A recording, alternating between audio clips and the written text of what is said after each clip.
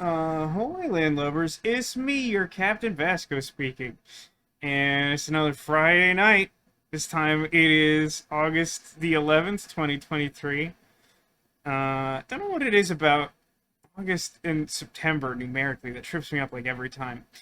Um, yeah, it's time for more rain code. So, where are we in rain code? Last week's stream, we checked out the scene of three crimes. We had previously investigated a current murder that was being investigated by the peacekeepers, the law around here in the Kanai ward, and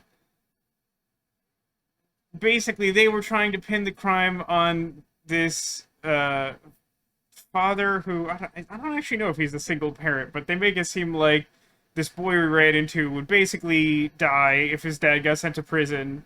So we're trying to investigate to the best of our ability and find the true culprit, so maybe that little boy doesn't die. Seems like a cool thing to do.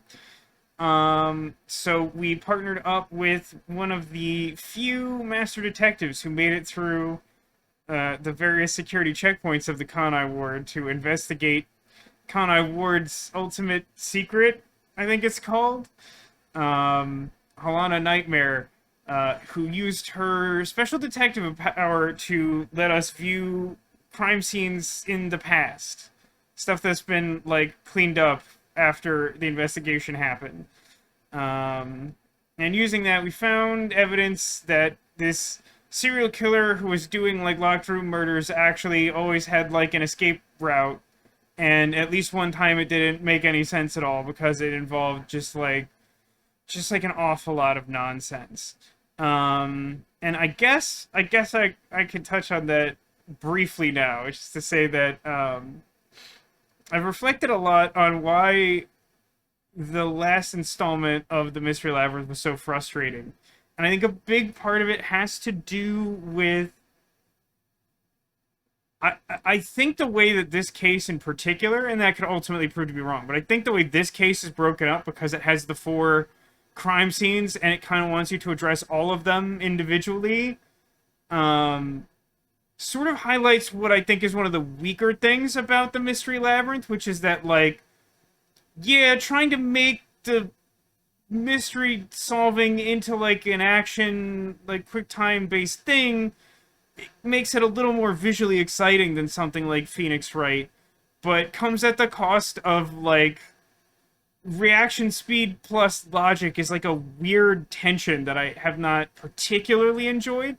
And because we're looking at, like, four branching pathways that all have their own thing going on, instead of just, like, focusing one case detail at a time, the like, shift between them has felt, like, more jarring and more frustrating to me. I think that's a big part of it. There's also the whole nonsense with the doll's face being the strongest material known to man, but, like, that's just, that one, I don't know, that's gonna live rent-free in my head forever. But yeah, so, at the time of our last save file, which hopefully it will pick up correctly, we had completed 3 of the 4 disproving locked rooms, and then I don't know where we go from there. But we pretty much ran out of time because that was a long stream. So we'll pick it up and see how it do.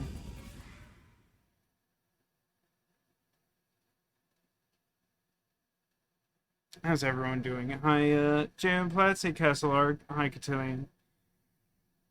Yeah, man. I got that weird energy. Always great to start Friday stream with the weird energy.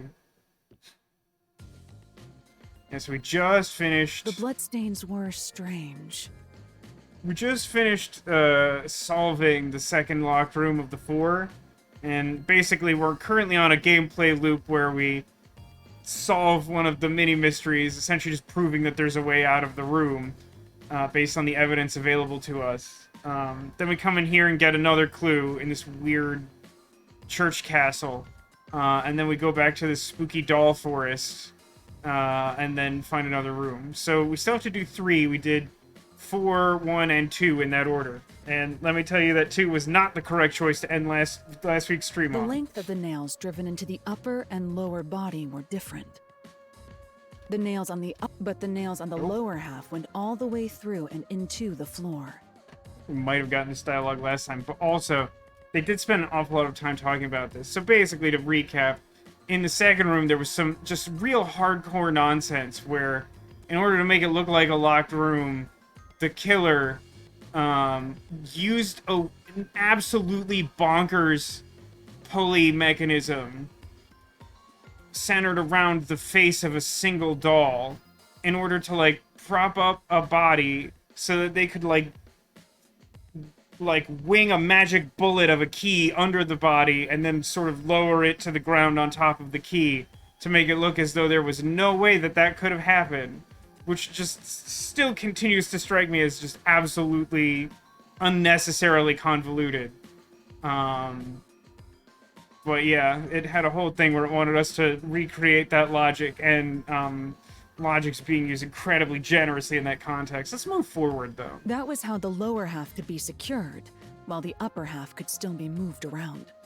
That sure was tricky, but you managed to solve the mystery behind it. Managed and solved both also used pretty generously in this context.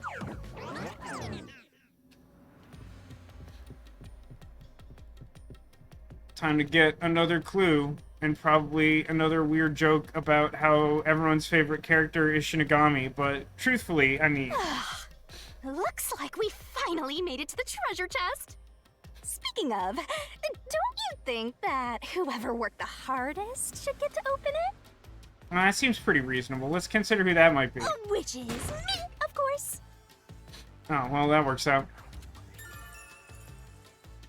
Fishing line was used in a locker room mystery of the mansion study. That feels really specific. I don't think I like the implication of that. This is probably another clue leading to the culprit. I'm not sure how we use it. Is the culprit like a fisherman? Still, it must be used for something. Hold on to it for now. Nah, I was gonna throw it right out. I mean, it doesn't even have tangible, like, mass, because it's a concept in a dream, basically. Let's solve the rest. Right. All rest of the remaining one of them, huh? Look at the flying dolls dance. All the cool hanged people. What a fun place to hang out on a Friday night. The room was a murder that happened 1 month ago in the art gallery storage in Ginma district. Yeah, let's see how this one goes. Pictures and paint were scattered all around the spot where a woman was boom killed. If you think you're up for it, then let's solve this thing. Are you going to the third locked room? Well, there's really nowhere else to go, so I choose yes.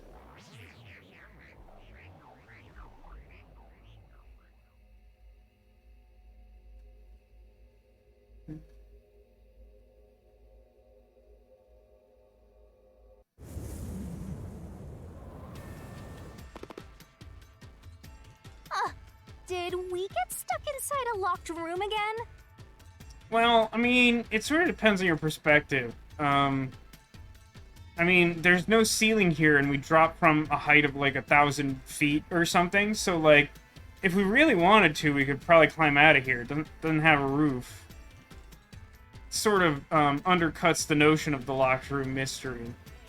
But also, I imagine that we aim to prove that you could leave from here, and so, like, also still not locked. This was the corpse that was discovered by that worshipper and the art gallery employee. Yeah, I mean, so far we haven't gotten a lot of clues that suggest that the true identity of the Nailman serial killer could be anyone other than just the guy who keeps showing up first on every crime scene, who is inherently terribly suspicious. It really feels like his whole thing is, like, he wants to feel smarter than the authorities and also just make sure that they find the bodies. So he, like, sets up the locked room mystery and then goes, like, by the way, it's in there. And he's like, but how could I have known the door was locked? At the time of discovery, the door was locked and the key was nailed to a doll inside the room. I mean, I think I want the solution to be something that's, like, a little more clever than that. I'm not optimistic of that, given what we've experienced so far, just because we really haven't gotten Like, everything we've done so far has just been, like, someone could leave the locked room. Nothing to really indicate, like, particular motive or hint at a specific person being responsible. Hey, Demolition. It's gone. How are you doing this Friday? Aside from the door, the only other entrance is the window, but it opens just enough to fit a finger in. The frame itself is too small for even a child to squeeze through. I'm still not quite sure what to make of this. Because, like, to me, it felt like the way this room was set up was to suggest that, like,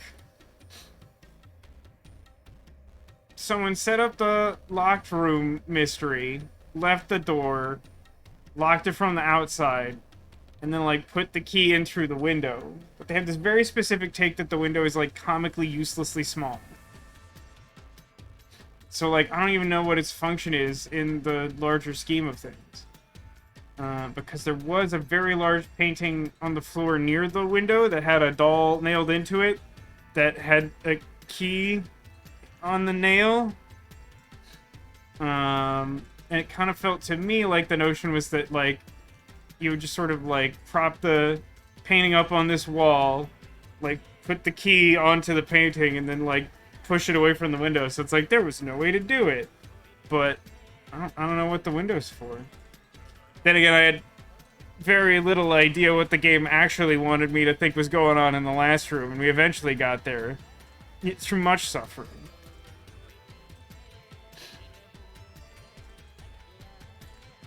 Oh, that's weird. Demolition says he started playing Stray Gods for an hour yesterday, but the save file is gone, which is a known glitch on the game devs end. Also, the menu UIs are pretty bad. I mean, bad UI is not a good thing. There's definitely degrees where it's playable and frustrating and unplayable and frustrating. Save files that are intangible feel like a much bigger problem. Is it like a specific area of the game that you save in that creates a problem? Or, like, what's the bug there? That seems bad. It's kind of the one thing the save file needs to do is to, like, exist. Oh, it's if you use save slot 1, so, like, there was just... I mean, realistically, there was no way to test that a player might use the first save slot. So I can understand why the first save slot doesn't work correctly. That's... Oh, okay. I mean, that makes a lot more sense when you put it that way. Sure. How did the culprit vanish from here? I mean, maybe this time they were an actual ghost. It'd be kind of funny to go through all this trouble to, like, prove that a person could do it, and then they're like, oh, actually, they were a ghost and they were just messing with us 3 times.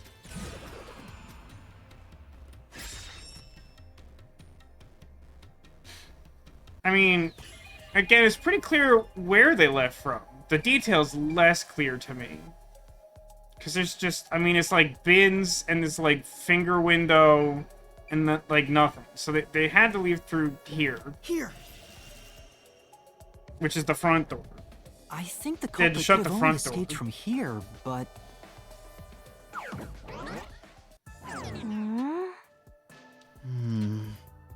Nothing's happening. Maybe you made a mistake, Master. No, that can't be right. It's impossible for anyone to squeeze through that window. They could have only gotten out through the door. I'm sure the culprit had the key and locked the door from the outside after committing the crime.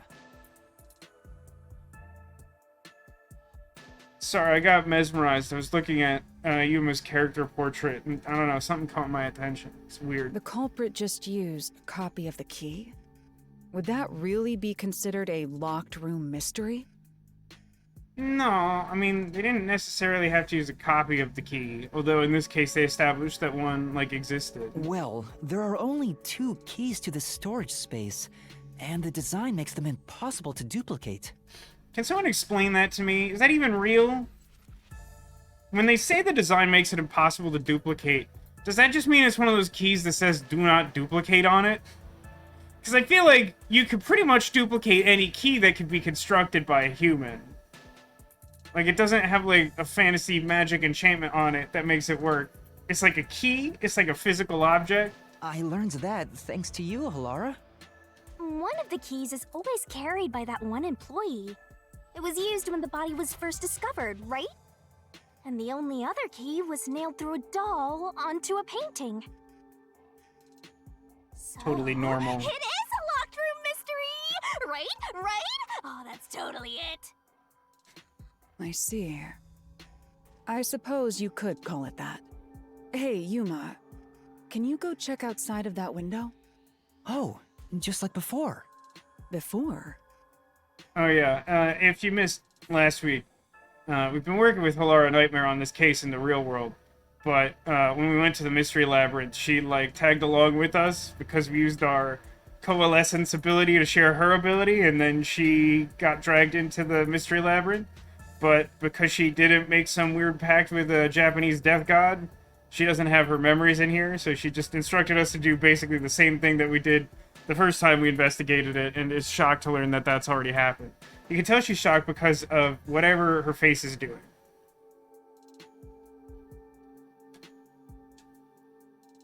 It's an RFID chip that's so encrypted it's not possible, but even then cloning is easy.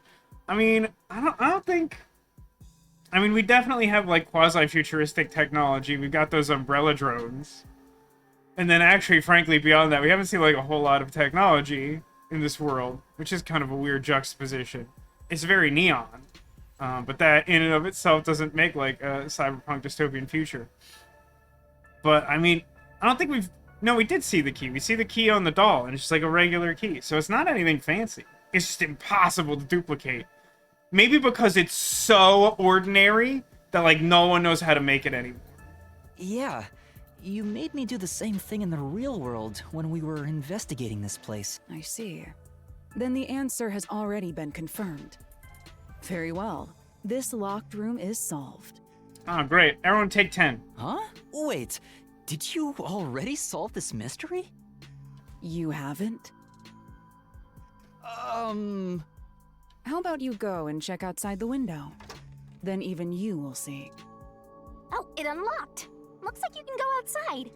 All right, let's go see.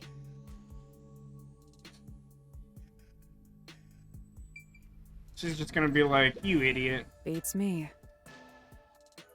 Even you should be able to figure out the truth. I don't think I love that tone, especially because this feels like a garbage mystery. Come on. Well...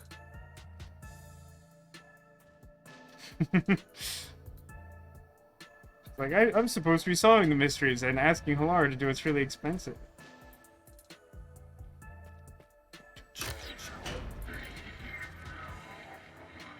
Just, like, touched the front side of the threshold, and then appeared outside. Hey, didn't you already check this in the real world? Why do it again? I don't know, game. You're doing that thing again, where you've decided that something nonsensical has to happen, but then you're acting like I picked it. Halara told me to check it twice. There must be an important clue outside that window. That's weird. The only thing I need to check twice is the naughty list. Santa's naughty list. Yeah, sometimes I help with that. I do administrative work. Hey, Sarah, welcome to the stream. How's it going? You haven't missed much. Mostly just, like, mild ranting.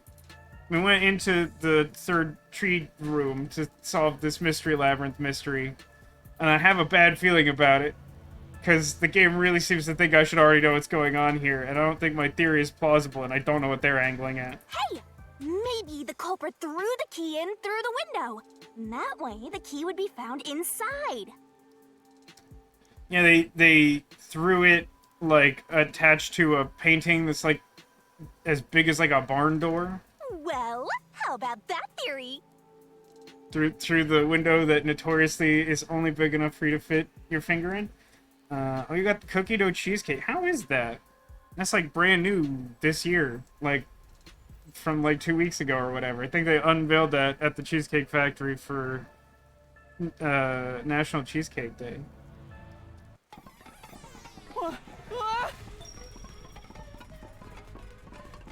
Oh, look, a key I couldn't possibly duplicate. Is this the storage key? Which means...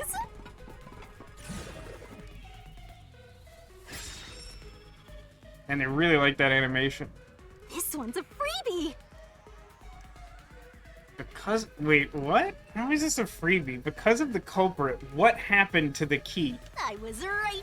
Just toss it in there, Master. The culprit threw the key inside? Is that really the right answer? Did the culprit throw the key in from the window? And this is a stupid question, but because the game is acting stupid, I'm gonna ask it out loud anyway. Did anyone bother to confirm that the key that's attached to the doll is actually the key to the door? I assume so. This whole enterprise doesn't feel like it makes very much sense if we didn't do that, but I don't know.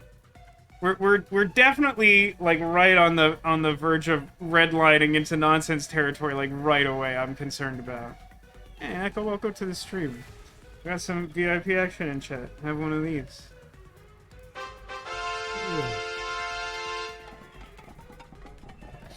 Master, hurry up and throw the key! I've learned that this is a trap. Oh! Zero Time Dilemma taught me that this is a trap. I'll say nothing more about That's that, but the like... right answer? How? Didn't the culprit throw the key in there? That's why the key was found inside, right? Anyway, thank you for the 72-month resub. How's it going? By the way, so here's a thing that I sort of deduced, tagging last week's video to go up on YouTube. So, as I suspected and didn't really talk about, the thing that exists in the Mystery Labyrinth known as constant attack, which is essentially when you get, like, multiple, like, quick time event reasoning choices in a short period of time. It's not considered its own minigame, but it has a name and has rules. It is, like, a thing that comes up in that first, like, train mystery. But they had to add, like, a whole other tutorial to the fourth locked room segment of this case because they decided to, like, change the rules of it for, like, no reason. And I think that honestly makes me more annoyed about how frustrating that experience was. Because it's like, they broke their own rules so bad they had to put a tutorial in for something they'd already done before. Like, why not just, like, make it good? You could simply change it and make it not bad, and then you don't need to add a whole tutorial. I'm glad the cheesecake is very good. I'll obviously have to try it at some point. No, the crime scene wouldn't end up like that if we threw it in. The key was nailed to a painting. That's not possible if you just throw it into the room. I also don't know if I can articulate this correctly, but I feel like the very fact that we'll call this a miniature case for the purpose of discussion, that this case starts with the game saying, like, by simply going outside, you should know the answer, and then, like, hinging our next decision point on something, like, really obvious that's meant to try and trick you. It feels like a bad sign, and I'm not sure how to, like, convey that correctly. Like, I feel like if there was a really interesting mystery to be had here that, like, our evidence would clear up, that would be, like, reasoning through, like, an actual thing. But this feels much closer to what we did at the end of the last stream, where they were sort of like, all right, idiot, go ahead and reconstruct the crime scene. And I'm like, what are you talking about? They're like, do it! And I kept trying, and they were like, no, idiot, do it correctly. I'm like, I don't. Oh, right. But if the culprit didn't throw it in there, how is the key left in the room? If you can't nail the key after throwing it...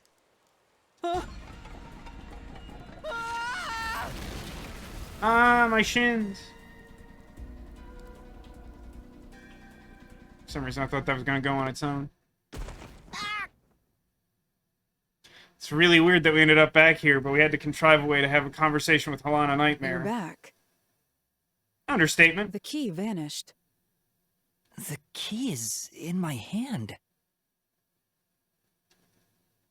Master, you got the doll and Yeah, this all feels very not rational. I see. So you're supposed to recreate the locked Nope. room in the Nope. same way the culprit did. Nope. Nope. Try it out. Doing so will create a new path. Yeah, I'm gonna solve this. I'm starting to think that this might just be a bad case. Good luck, Master!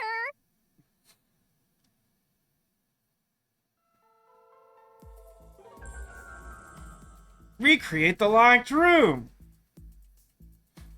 The fact that You that have has to its recreate the culprit's locked room mystery. First, do something about that doll. the fact that it has its whole own graphic to it makes me wonder how many locked room mysteries I anticipate there being in this game. Oh, good! It's the number 5 again. It went so good for me last time.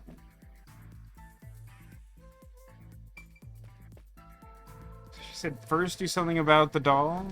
Just recreate what you deduced to follow the steps the culprit took to create. But here's the problem. Every time you've asked me to do this, you didn't actually give me any, like, information. You were just like, ah, you solved it. Go ahead and show your work. And I'm like, no, we didn't get there yet. I'm pretty sure Alright, this is the painting that was first, nailed take to. the painting.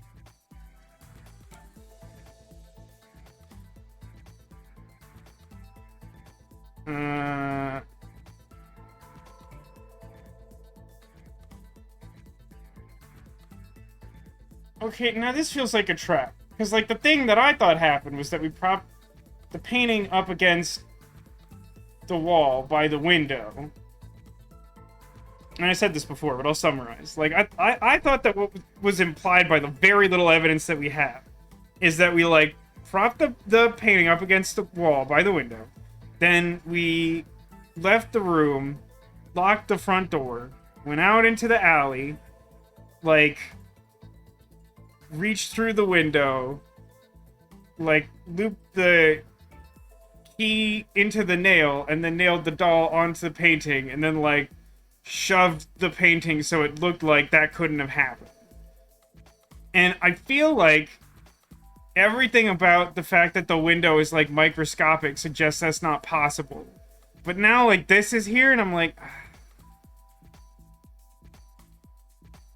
are you doing that thing where you're just lying to me again, like we did in the first Mystery Labyrinth, where it was like, did the person die? And I was like, no. And they were like, that's obviously wrong. And then, like, 30 minutes later, they were like, somehow we were fooled into believing that was wrong. And I'm like, because you lied to me is why. Because you specifically told me that I was dumb for thinking that.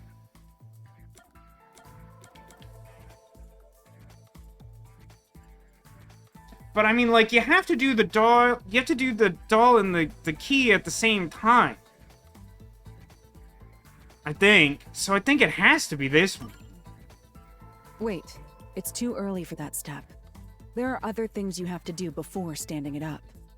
I don't like recreate the room. It's a very bad mechanic. That's not true.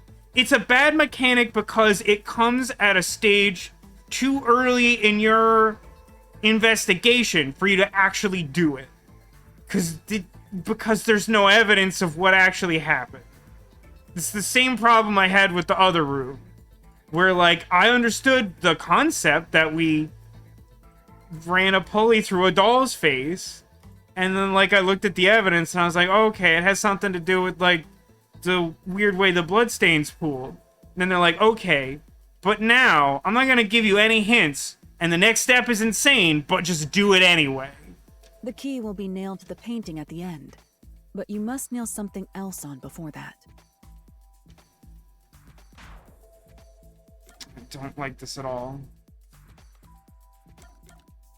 But, like, again, I just feel like I don't have the information to answer these questions. Because it's like, it looked like the loop of the key was such that I couldn't hang the key on after the fact.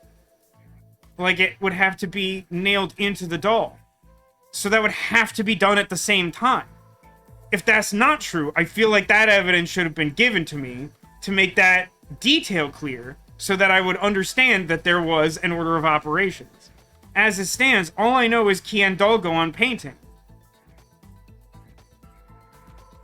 So I guess doll goes on first, and then we phase through solid matter to get the key on there? The culprit nailed the doll onto the painting. Next, both were stood up at a certain location.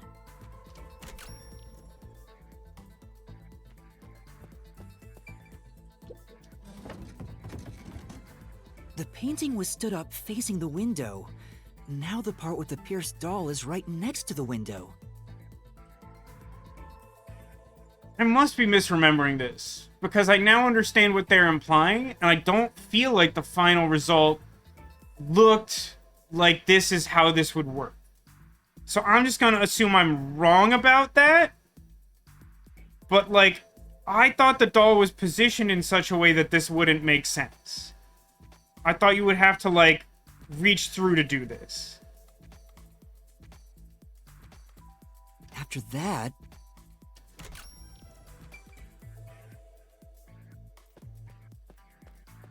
And again, and I know I'm, like, being complain guy, but if you don't want that, I don't know why you're here.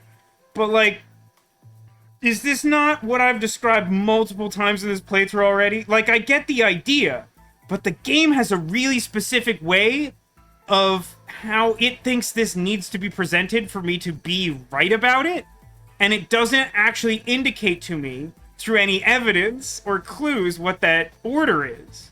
Like, I have the correct details, and it feels like the whole thing should be about, like, all the evidence should point me to that order to do this. Like, this is the thing that's frustrating, is, like, this concept is fine, but it's seemingly the whole point of having evidence in a case like this, particularly in a way, like a video game, where it wants to do a visual presentation of the final solution to the puzzle.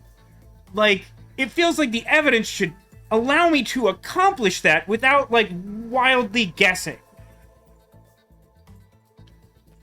So, like, now we go outside, and then we go into the alley, and then we put the key on the thing, and then we push it. Which are all the same steps, I said. Then the culprit went outside. The door was locked, and they went to the other side of the storage room.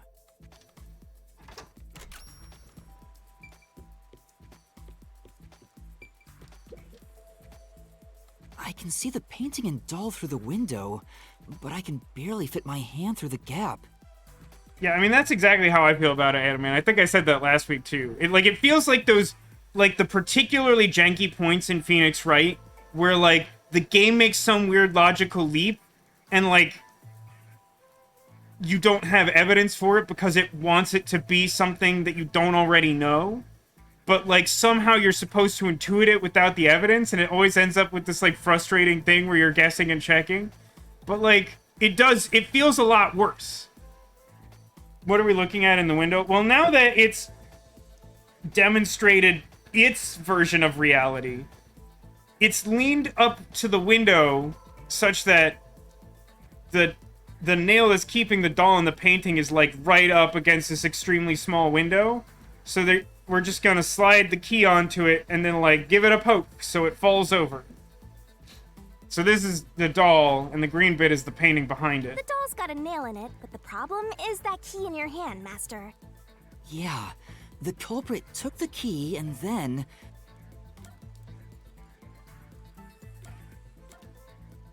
I have to assume it's hung the key on the nail stuck in the doll. I don't like the way that sentence is structured. But, like, again, I said a moment ago, if this is what they wanted me to think, all they needed to do is give me a clue that the key could slide off the nail. As it was presented, it really looked to me like the key had to be nailed in, and that's why it looked like a locked room. Because, like, if that's not true, it's super obvious to me how to do this. And all the game needs to do is make that clear.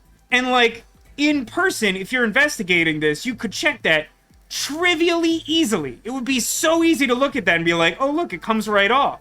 And that, like, gives you information about how you could do this. But, like, not giving me that information, like, deceives my ability to deduce your nonsense plan. Which already has precious little information to begin with. No. Think about the state the corpse was in at the time of discovery. I know only hate. The key wasn't just hanging on it. What's the next step?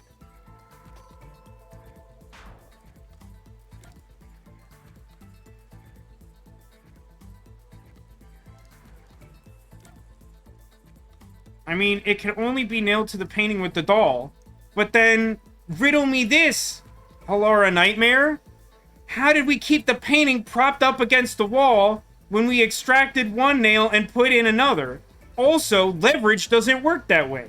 You wouldn't be able to nail something in now that you've constructed it in this fashion. This is exactly why, originally I was like, you would have to, like, reach through the window and, like, hammer the nail in against the wall. The culprit nailed the key to the painting, along with the doll from outside the window. Finally...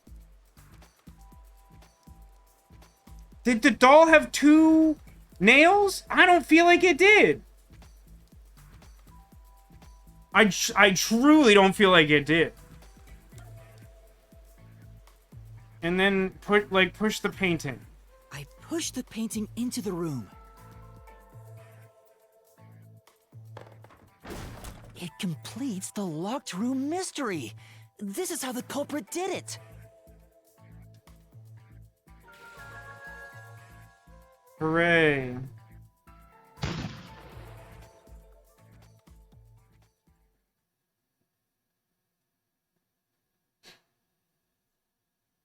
Now,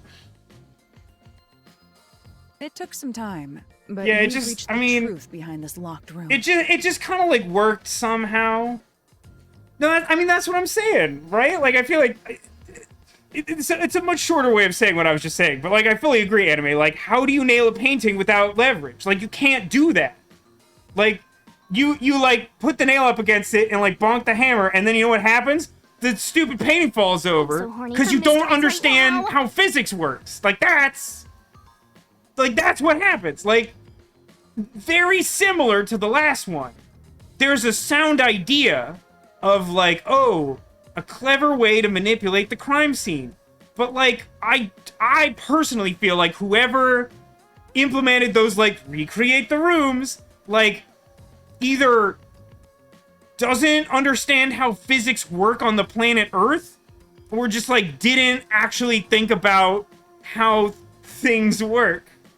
Cuz like I'm fully willing to suspend my disbelief and say that like both of those ideas work in a certain way, but the way that the game presents them doesn't make a lot of sense, and the game heavily penalizes you for not like randomly intuiting its moon logic about the way it thinks stuff works that doesn't follow the laws of science. Throwing the key through the window would be obvious. Also, like, I know that this is very subjective and a difficult thing to test for, but like, when your player completes a puzzle, if they're mad about the solution, it can't be a good puzzle. Like, it's so subjective, it's not a useful thing to say, but the experience has come up enough times in my life, and even on stream, that, I don't know, I just feel like I want to mention it after doing 2 of those back-to-back, and having that nonsensical thing where they had to re-tutorialize something just because they made a worse version of it. There's, like, a lot going on in this labyrinth that's not great.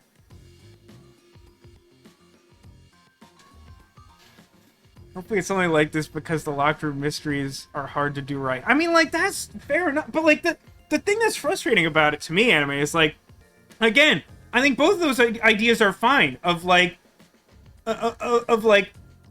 using a window as a way to, like, put the key back in the room and make it look like you didn't do that. Like, that's totally fine. Like, there's a much more straightforward way to do that sort of thing and still have it be like, aha, I cracked the code of your locked room mystery. And same with, like, you know, sliding the key to a place where you shouldn't be able to access it, and then, like, retrieving the string you used to do that. Heck, I even suggested something like that looking at the first locked room where it didn't end up being an element, but I said, like, that's something, like, you could totally do to get around this scenario. Like, I have no trouble believing that. But for whatever reason, the people who devised these scenarios decided to take them, like, 2 steps further, and one would have strained credibility, and the second stage that they advanced it just made it, like, not make sense anymore. At least in my opinion. I don't know if people struggle with this, but, like, this has been a hard time for me. So to mislead us into thinking that was impossible, the key was nailed to a painting which was then pushed over. It's one thing for an amateur, but a detective wouldn't be tricked by this. I mean, the only reason I got tricked by this at all is because you, like, obfuscated facts and were kind of a jerk about it. Seriously, only amateurs would get fooled by... Wait, you mean me? What were her fingers doing? What was that about?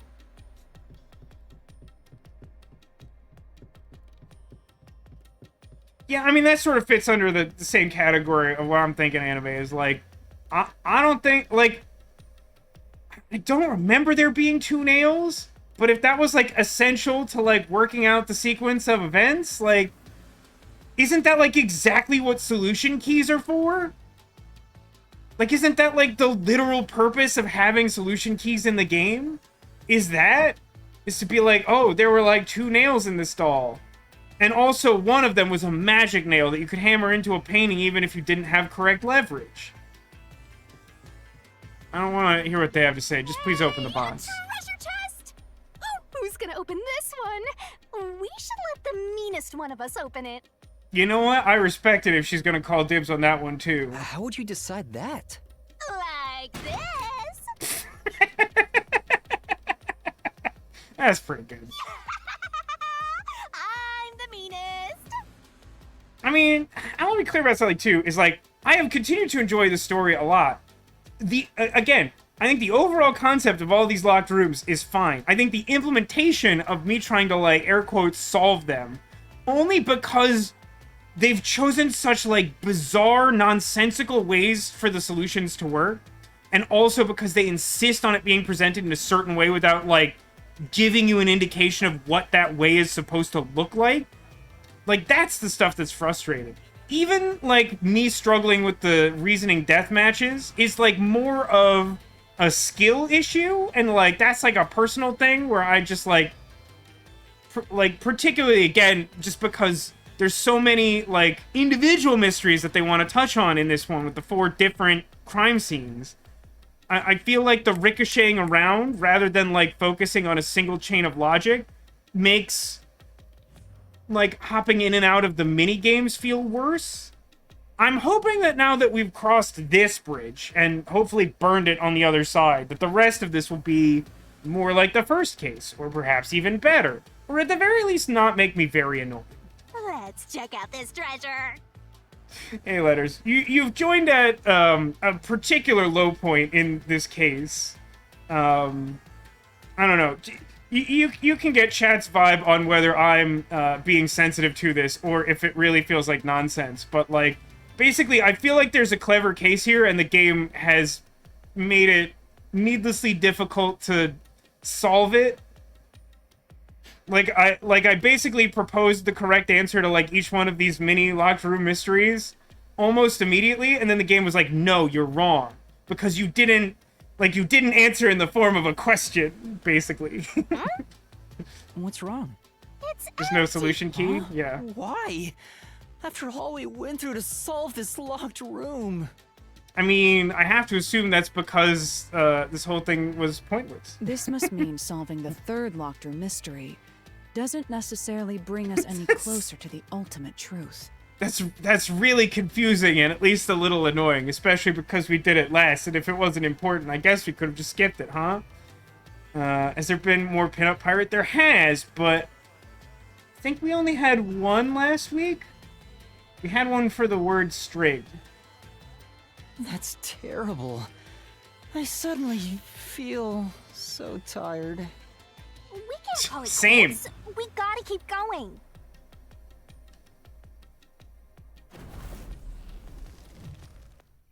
Do we get, like, a heads up, or do we catch on fire when that happens?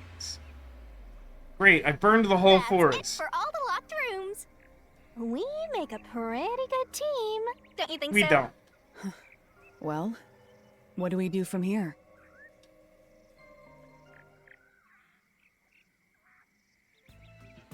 I see. The way forward Of is course. clear. It must be due to solving all of the locked room mysteries. You know what? I think normally I would tease that transition that's somehow worse than the unnecessary fade to blacks in Untold Legends Dark Kingdom, one of my favorite games that's not great. But I feel like that transition of what will we do? And then like a metaphysical curtain closes on the scene so that an like incorporeal stage crew can turn a pile of rocks into a magical doorway. That somehow feels very fitting of the way we've been solving these crimes. Now let's go. Right. Man, those dolls are having a Then party. I gotta ask, who's supposed to be the protagonist here? Wee. Okay, positive attitude, everyone. We solved all the locked rooms. I'm gonna stop pointing out how implied those air quotes are. It's gonna be good from here, maybe. Hopefully. It's good. It's fine. Place is creepy. We can't Don't run be afraid here. to roll the dice. You must keep pursuing the truth.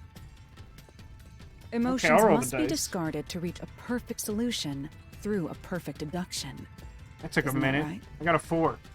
Yes.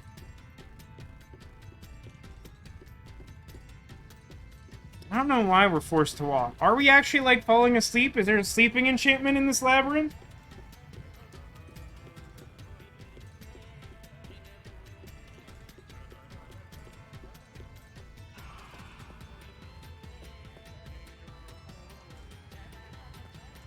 Game, do you think that we're Is done this with this some case now? dungeon? What is the meaning of this? Let me out of here! Let me out! I'll kill your ass in the name of God! Mood. I have nothing to do with the case. I'm not the culprit! Let me go! Wow, they're all here. So now we must pick out the true culprit of this case. Hey, everyone, look. One of the textures in Halara's hair has gone weird. And even though her portrait matches all the previous looks where she has kind of like a vaguely pink sort of platinum hair look, she's got like half black hair. Like that guy from My Hero Academia, whose name I don't remember. The true culprit. Yuma, you solved all the locked room mysteries before you made it here. Like, I mean, you really should be putting the quotation marks in there. You should have all the clues and evidence you need to accuse the culprit. I mean, I don't think that's literally true. To be honest, when I first met you, I thought you were rather pitiful. Yeah, that's well put, anime. How does that help figure the culprit? Like, I feel like only one of those rooms really did anything to truly narrow down the culprit. And that was the casino locked room, which was crime scene number 1, because the person had to be able to fit through a very tiny vent. So, like, it definitely couldn't be the heavyset guy, because he wouldn't fit in there. But, like, I don't think the other circumstances of the other crime scenes really did anything to narrow that down further. I mean, like, my suspicion is it's not supposed to be the furry nun, and yes, I didn't misspeak if you weren't here earlier. There's a nun who is also a furry, that's just factual. Because she has a cast on her arm, but someone was saying they thought that happened after the fact. And I don't recall the conversation where that came up. You sure are honest. But my opinion of you has improved. These mysteries have brought you closer to becoming a true detective. I actually want to check something. My solution keys. What do we have for solution keys? This can't be relevant. The shutter structure. I don't think that does anything to narrow down who did it, because I feel like all of them could have fit through this window in theory. This just proves the way they got out was by leading a rope ladder out that window. think there's anything about the nature of the rope ladder that says someone could or couldn't have used it. The door in the clock tower was locked. I mean, duh.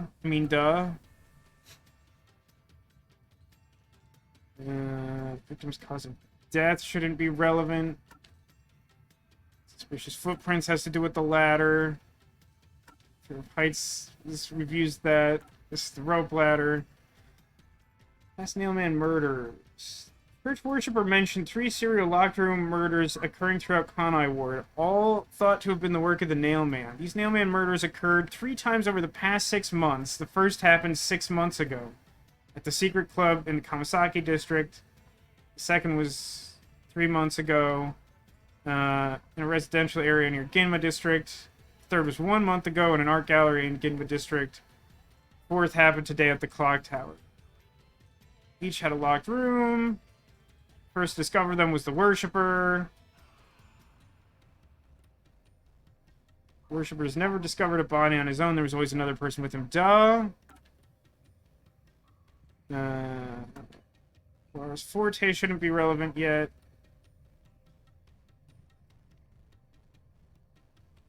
People were likely struggling against the fact that they were strangled to death.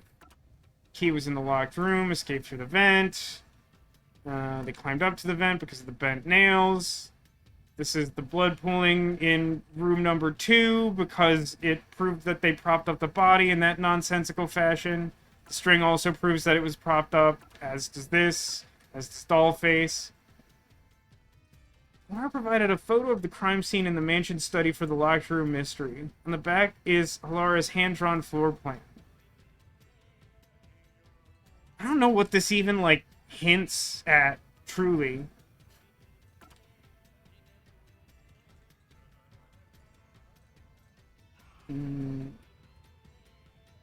Key to the mansion study. There are no copies of the key. Yeah, I mean, that just is locked room stuff. It also signs a blunt force trauma to the back of the head. I think that's supposed to be evidence that they pushed the painting over, but that's not helpful, and I sort of figured that out without evidence regardless. Okay, so as I said earlier, despite the fact that I did not remember this, I clearly did misremember this, because we have a thing that says that there are 2 nails in this doll, which does make that more plausible, but I still don't know how you would be able to put a second nail into the doll in the way that they describe. Like, I feel like you do the world's most basic science experiment to determine if that's possible, and it doesn't work.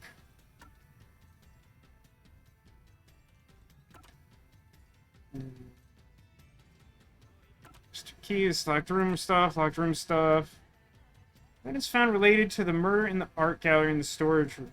At the time the body was discovered, someone from the church tried to enter and knocked over a paint can. The art gallery employee claims he was the one who unlocked the door, but was too afraid to open it.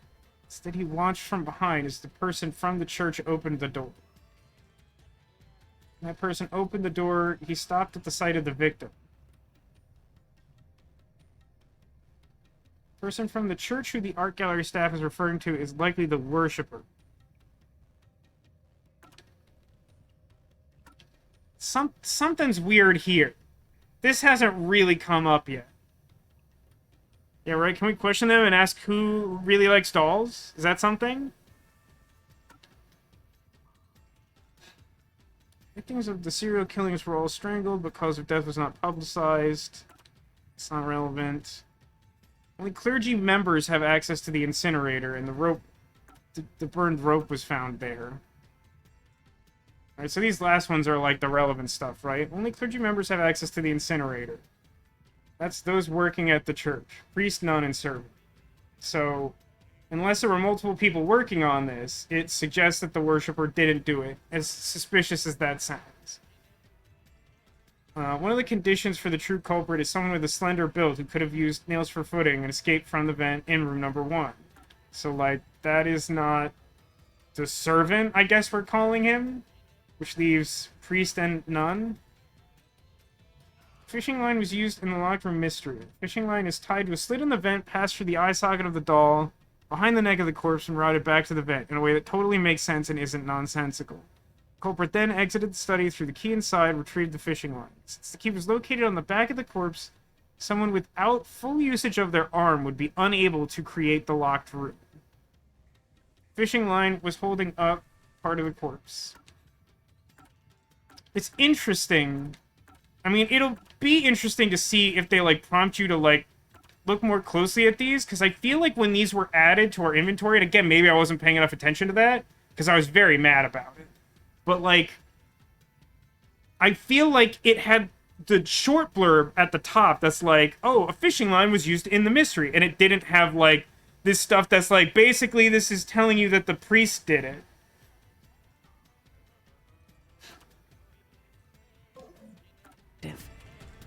But I'm glad we checked, I guess. But I mean, like, this is the sort of thing you can do in Phoenix Wright trivially easily all the time. I don't think that this game gives you as many or as clear opportunities to do that, partially because of all the QuickTime stuff. Now tie up all the loose ends and prove that I am not mistaken about you. Ah, but I'm pretty dumb, With though. your logic, anything is possible. All right, I'll try. Ooh, somebody's guilty. My heart's pounding. I will say, earlier I said I hoped it was something more interesting than it just being the Worshipper, because he seemed so, like, ludicrously obvious. And it seems like they're at least trying to do that. But, I mean, like, part of the trick here, and I think it's largely because they're trying to, like, streamline this, it's still an early case, and they don't want it to take a really long time, despite the fact that I've made it take a really long time. Like, I think that they didn't want to do a super deep dive on the characters, but, like, having an actual sense of motive or whatever makes this process more interesting to me. Just being like, well, the big guy's too fat to commit the crime. Like, I don't know. It doesn't do it for me, if that makes sense. It's not, like, objectively bad, but it's like, okay, sure. Who's the culprit? Figure it out and hit him with the dramatic finger point. See, it's Phoenix Wright. Make the right choice and reveal a new truth. Oh, it's just one on the screen.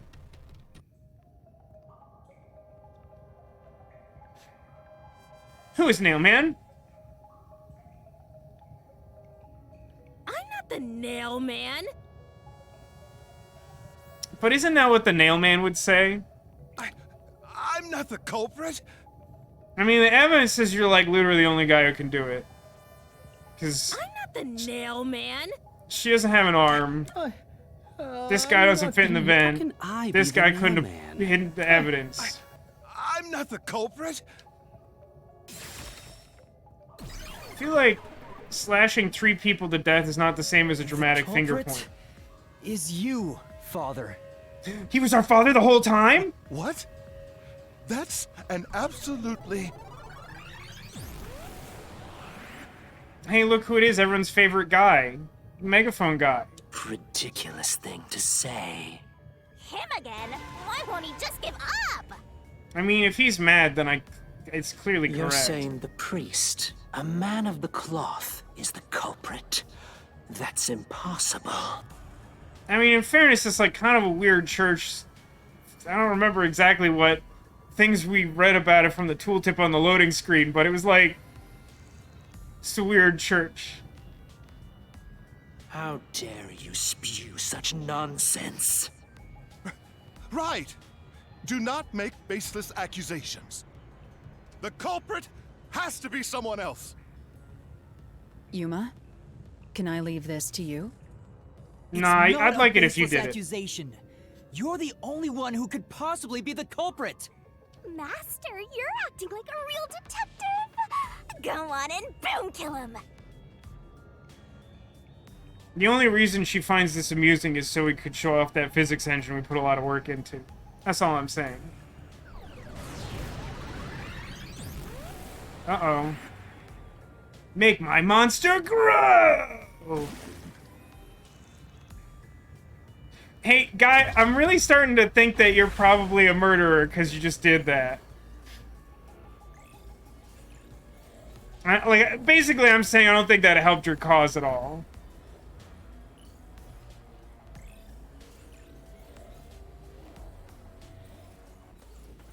I'm, like, not gonna get any experience points from finishing this labyrinth, by the way.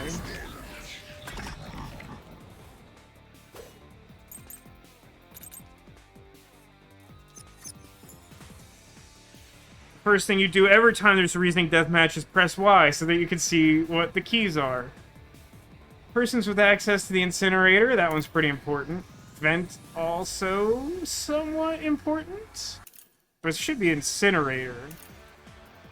Because this is the vent to retrieve the key from the mansion, not the one that says only a skinny guy could do it. That would be interesting, Sarah, if this would happen to all of them, and, like, you don't find out that you're off base until later. But no, this game really likes to hit you in the head and take away your HP, so I'm pretty sure they would have done that immediately. Alright, let's lock and load. I'm a man of the cloth. Oh, wait a minute. The buttons are so hard to remember. Say, This gets me every time. But this was to prove my point, of course, that they like to immediately make you feel stupid for anything. But, like, the thing I have loaded is, like, only a clergy person could have concealed the evidence. So, like, I struggle with this in the reasoning death matches always because, like, some of the distractor sentences are, like, legitimately things I feel like you can use to make your argument. And again, it's just like a thing where the game is like, no, you have to do it my way. Because, like, I understand why I got this wrong. I'm not trying to say, like, I got it right here. But what I'm saying is that, like, to me, it seems like that's a perfectly reasonable place to be like, the evidence I have says, yes, you are a priest. And that's a problem for your defense that you didn't do crime. Right. I'm a man of the cloth. Doubting me like this is total blasphemy. I am not the mailman. That's it! The Right. first one to discover the bodies. The mailman is the worshiper! No, it's not for this. This is the For this truth. one.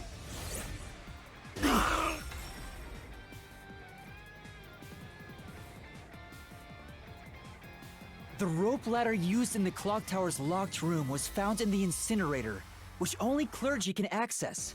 The worshipper may be a regular churchgoer, but he's no clergy member, so he's no longer a suspect. Shut up! Shut up! That's exactly how innocent people usually talk. That's been bothering me the whole time, Castleard. Nailman always sounds like mailman. Like, it always just sounds like they're like, who delivered my letter? I'm not the mailman! Ridiculous!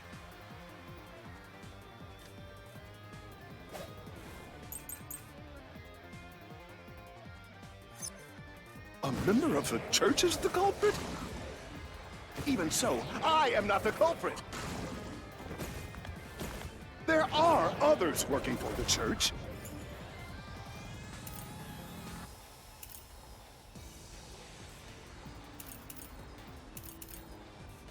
I probably need thin person, but this would not be the thing to respond to. Yes, there's the servant. The servant must be the nailman. Dang it. The servant how do was I not- able to commit the crimes. No. I'll slash through this mystery. It's just like it's possible it's like a localization thing, but like Climbing up to I the feel underground like casino's window with only nails for footing would require considerable agility. just as another example, the statement before the one that I can actually respond to is like, what about the servant? And I feel like I could just counter that as well. Like, I guess it's just like the broadness of the ideas presented by the solution keys is kind of like a poor fit with how specific they want the point for me to interact with. Judging by the size of the window, there's no way someone of his size could have committed the crime. No! Absolute lies!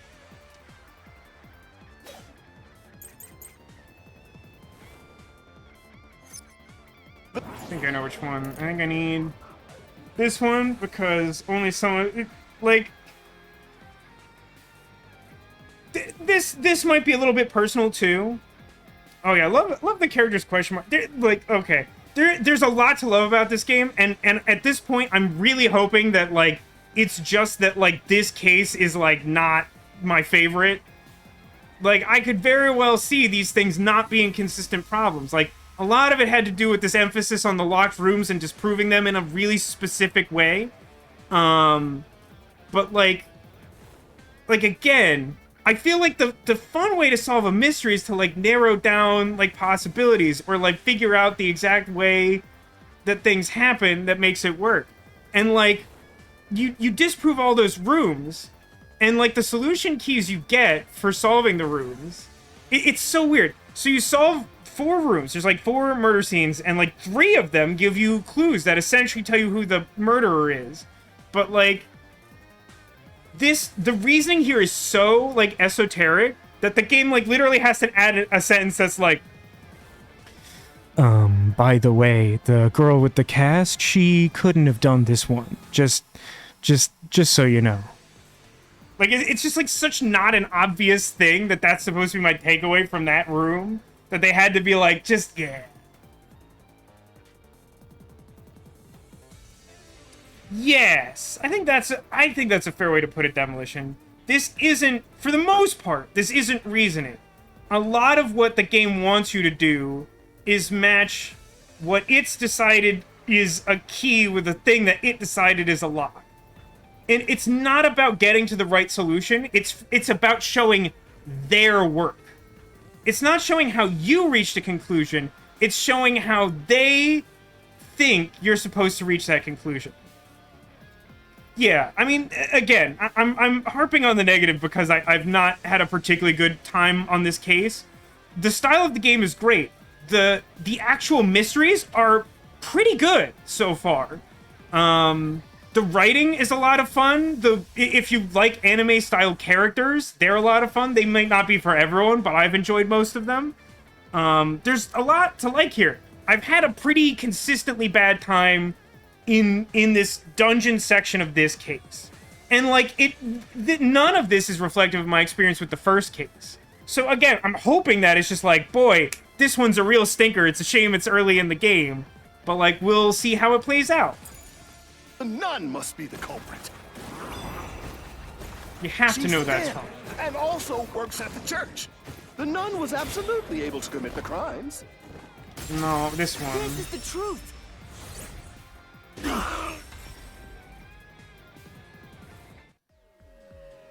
Yeah, that kind of touches on... That's maybe a better way of saying what I was saying before, Anime. The culprit tossed the key behind the corpse with perfect aim. I mean, this in and of itself is nonsensical. I don't think this points to her being innocent as much as it points to how dumb that whole room is. But Anime says, one of the annoying parts is that we've only had one scene with the priest, and it doesn't help connect into the case at all. I mean, in the first case, even though it was fairly obvious, at least to me, who was, like, the culprit in that case, you still got, like, a reasonable sense of who all the characters on the train were. Like, you got to see most of their superpowers, you got a little bit of a sense of each of their personalities. In this case, you heard, like, maybe, like, 4 sentences from each person other than the worshipper, who's, like, clearly meant to be a red herring, but it's, like, so far over the top, it's almost distracting. Like, they go to, like, literally comical lengths to make him seem suspicious. They're like, he's the person who showed up at the scene of the murder every single time, including the first murder when people didn't know there was a serial killer. And I'm like, that's not reasonable. Like, that can't happen. With her dominant hand injured, the nun couldn't have done that, which means she's not the culprit.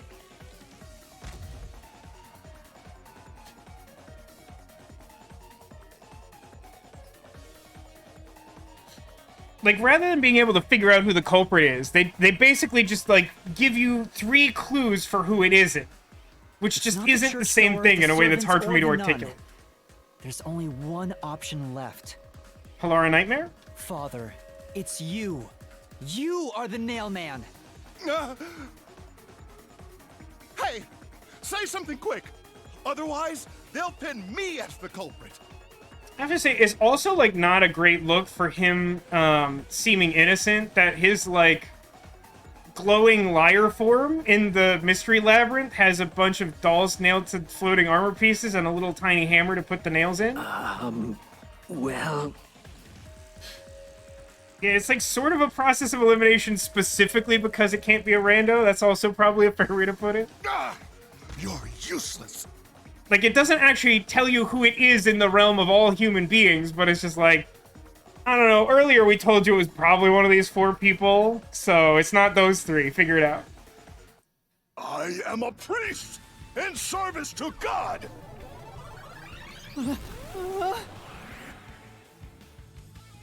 I am not the nail man. I mean, you kind of got some nails on you. You look a little nail man-y. What god would make you this ugly? You know, that's rude, but I'm not gonna flag it because he's kind of a serial killer. And also, you know, it's a weird style choice. All your proof is nothing but fantasy. I mean, the whole game is kind of... You don't have a single piece of hard evidence. Hard evidence? But Master, you do! It's easy. I look at my solution keys. I'm not convinced I have the hard evidence.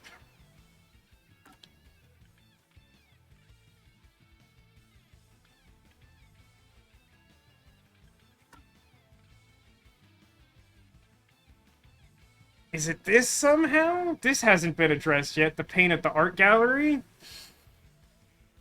There's discovered someone from the church tried to enter, knocked over a paint can. It goes out of its way to say, like, the person they referred to who knocked it over is probably the worshipper?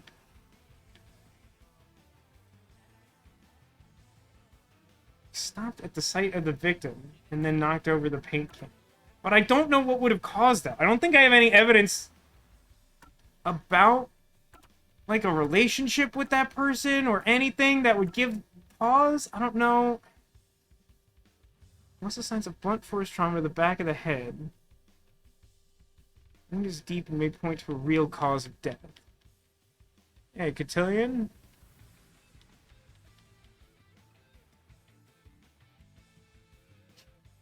Anyway, he says, what happens when we chose the wrong person in this? This is stupid, similar to Phoenix Wright. All you just said is conjecture. I mean, again, I suspect that the game doesn't let you get this far if you pick the wrong person. I think it just, like, penalizes you, and then Halara calls you an idiot. Probably. I don't know, it's gotta be one of those 2 things. I feel like we've used every other piece of evidence. But I don't know what we're driving at. Based on the facts, the priest must be the culprit. The decisive evidence that proves it is... I don't know. What do I do? What do I do? What? A detective must always prioritize solving a case.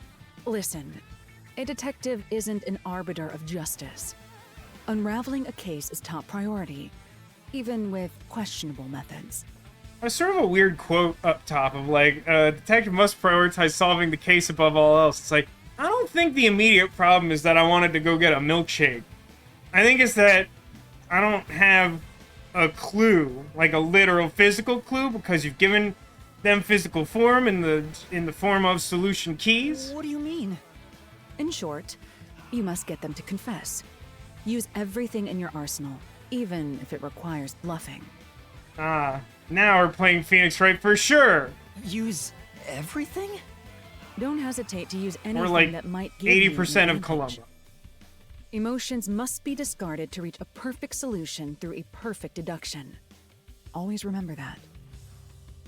A bluff? In other words, I should just claim I have solid evidence. Luckily, I think he's gonna fall for it because we haven't been having this conversation about not knowing what to do right in front of him. But what could I use as a bluff?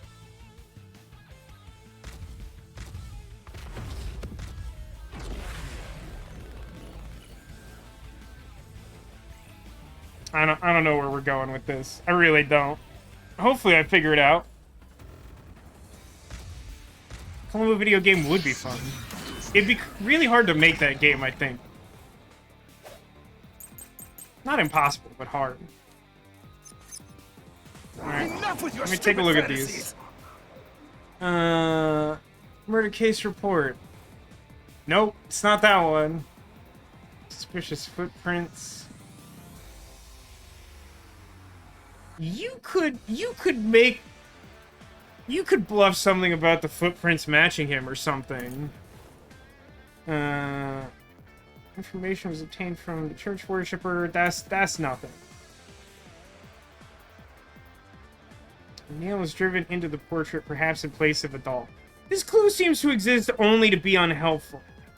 It also didn't make any sense to me that the nail man killer, who's known for nailing a bunch of dolls to stuff, like, mostly didn't put any dolls in that room. Like, that felt really weird to me. I mean, of the things I've been given, I feel like Footprints is closest. I can obviously change later. I'm just trying to, like, lock in something that I think is likely to be useful. Everything you say is nothing but a fantasy. Do you have any proof that I'm the culprit? Did Sure, you maybe, find I don't know. my fingerprints? Did you find my...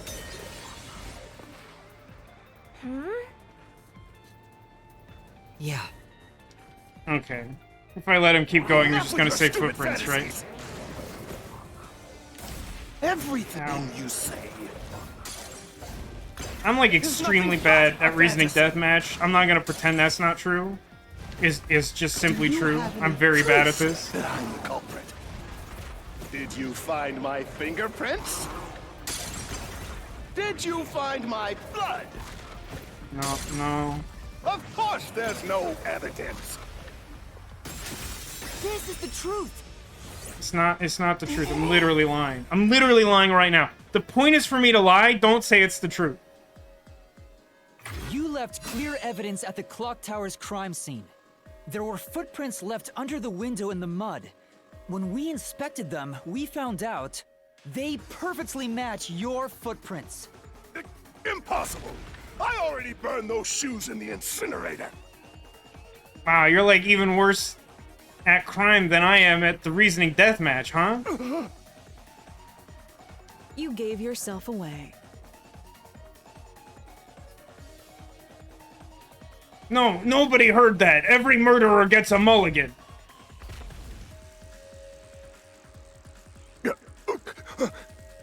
I swear, I only enacted justice in the name of God.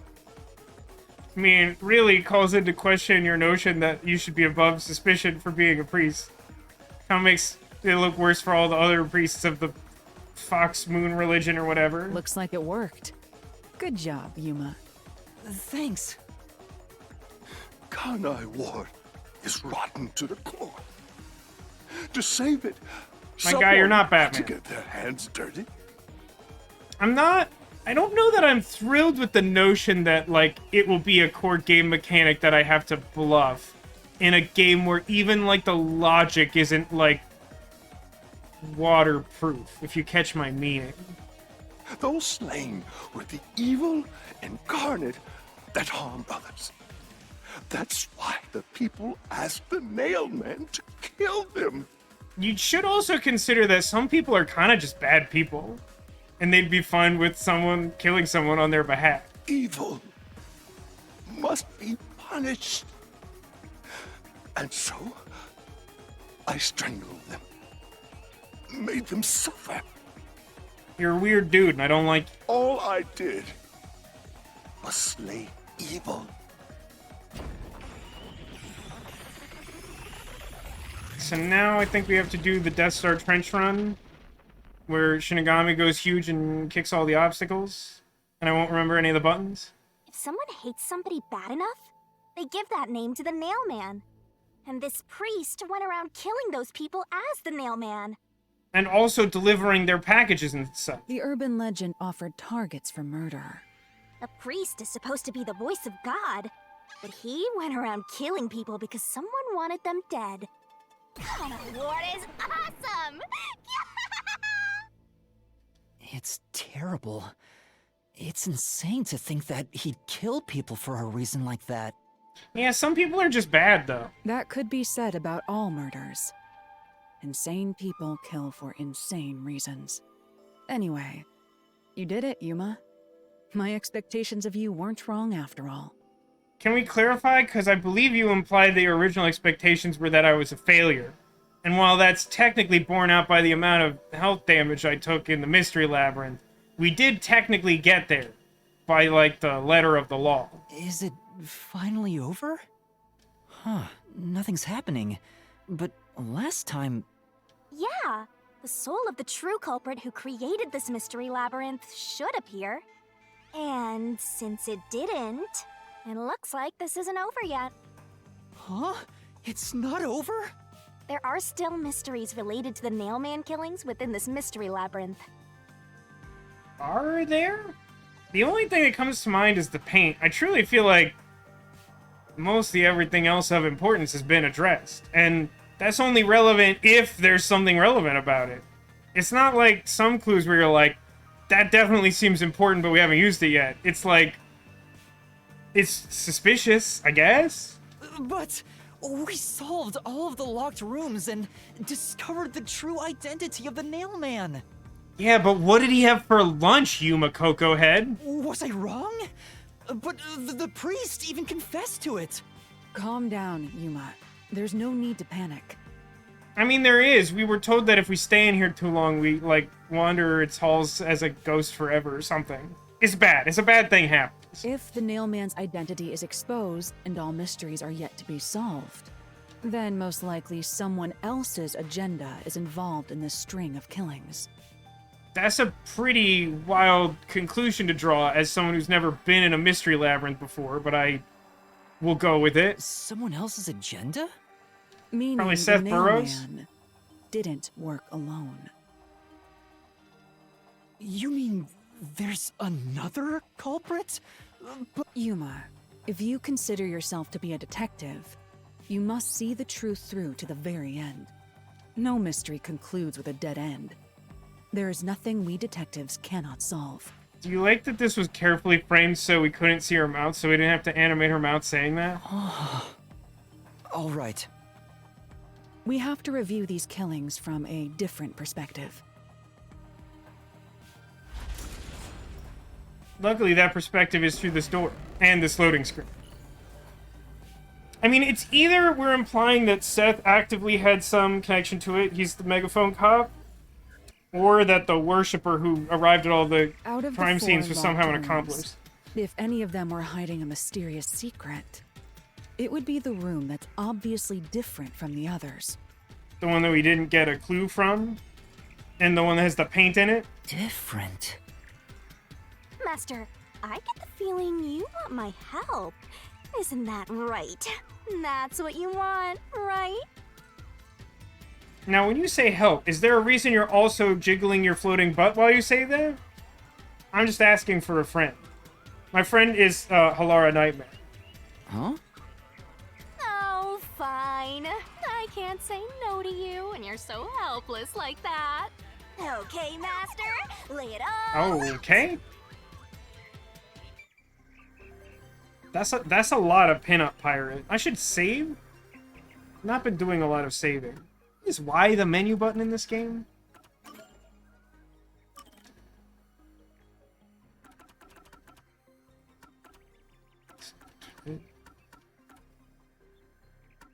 This one. This one? This one. Should be this one. Everyone knows women are made out of jello. I mean, that is scientifically, that's true.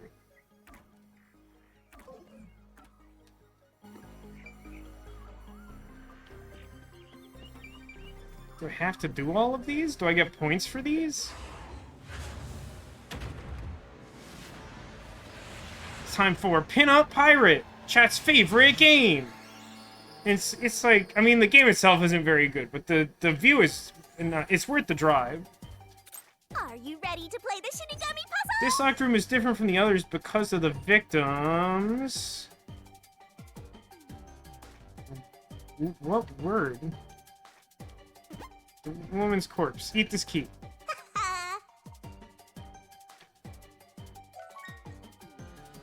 Had blunt force trauma. Right. Oh, death? The word it wants is just death?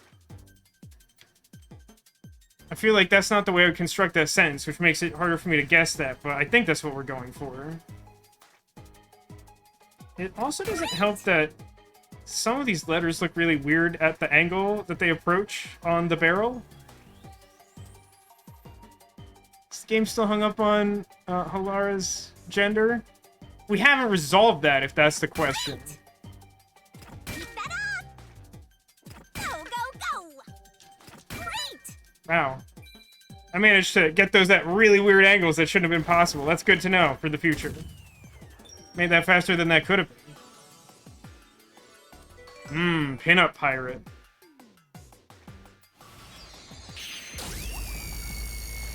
We must eliminate all mysteries.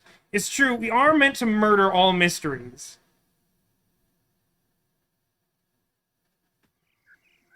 Does the order matter? You know, that's an interesting question, Anime. I don't know if I bothered to try that. I assume that... seems to be a hidden passage. I assume it does. Does anyone remember if I've put in a correct letter in the wrong order in the past? I don't think I technically have. I think I've gotten wrong letters that might have just been wrong.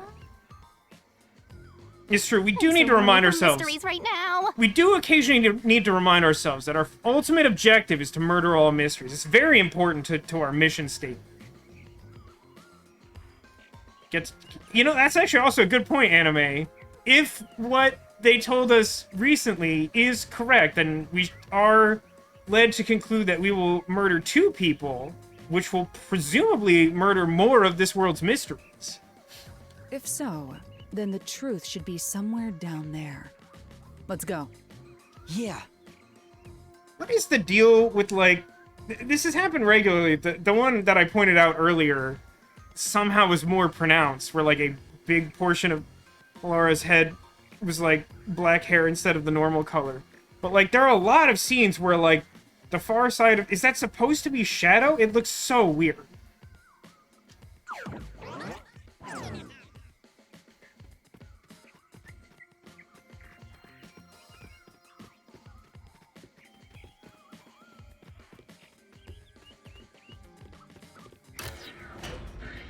I hate to see Shinigami go, but I like to watch her fly away from the camera, if you know what I mean. So the cause of death for the victim at the art gallery storage is the only one that's different.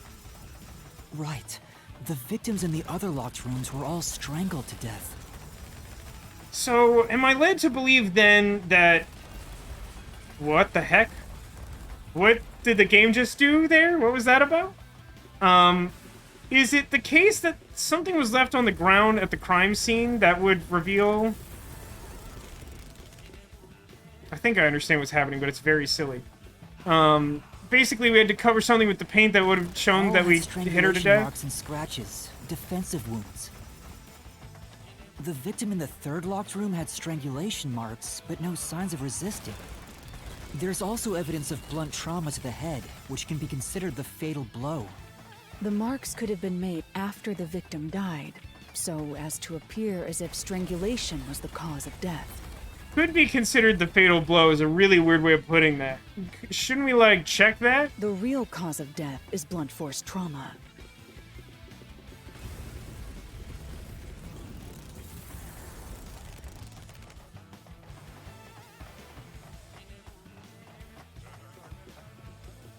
I should know what the different door arts mean. I don't remember what plan it says. I want to say it's choose a path, but I think that's wrong. Maybe it's right. Here's it's another 3 obstacle, this time. but it's likely to be an insignificant one. Why are the skeletons doing ballet? Yuma, let's solve this mystery and move on. Right. Uh-oh. My blood.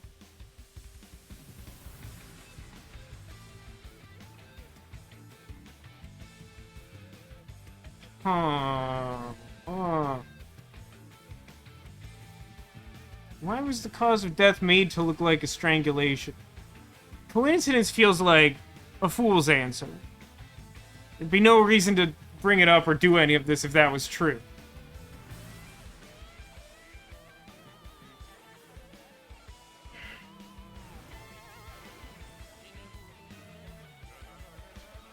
I mean, I guess it's supposed to be copycat. It's just weird, because, like, what's the point of being a copycat if you get the MO wrong? Isn't that, like, pretty important to being a copycat killer? Like, I think that's what's being implied. It just feels like a really weird thing. And I'm presuming that we're going to learn that the Worshipper is so excited about the Nailman that he wanted to get in on the killings and he, like, did it wrong, or, like, something, there was, like, an accident, etc., etc.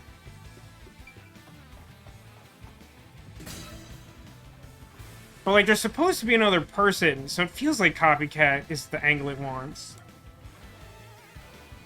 Yeah, whatever. Hit me in my life points. Hit my heart points directly, game. I mean, it turned into Ador.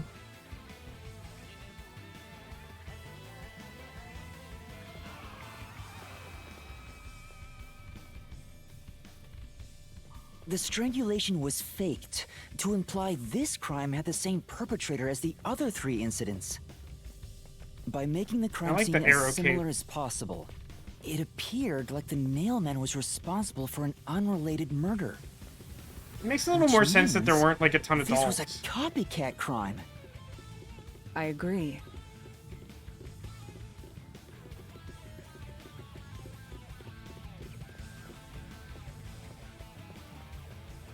Oh my god. Is the boy now in the 4th Among cage the where the string priest of was? Nailman killings, there could be some that were done by copycat criminals.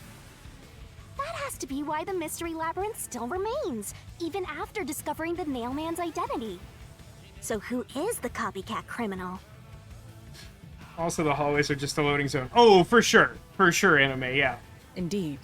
We need to uncover this imposter's identity. All right.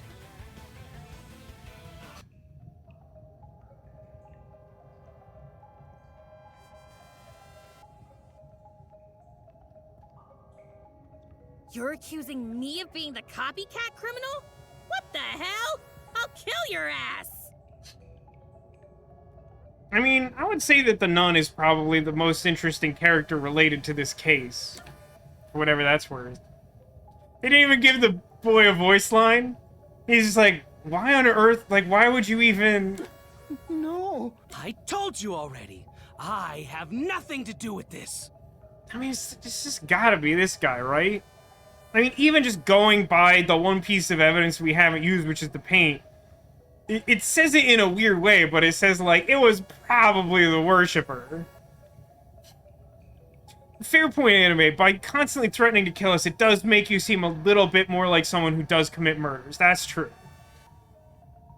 The boy is suspiciously quiet. You're kind of not wrong. However, I think as this guy...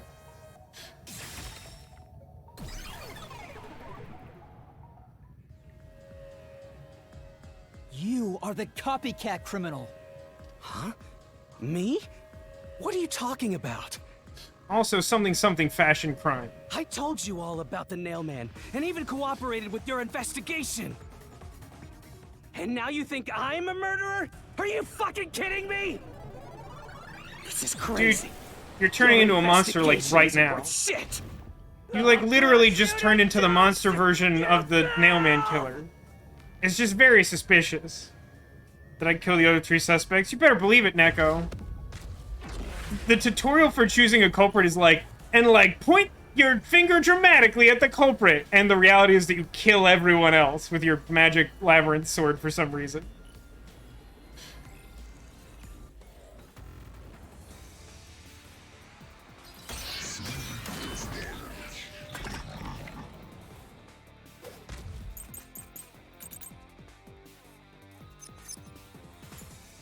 I should remember, because I don't think I've literally ever done it. I think one of the left shoulder buttons, like, stops time, but, like, has some kind of cooldown. Like, I think as long as you have a partner in the labyrinth, it's supposed to, like, give you some bonus or something.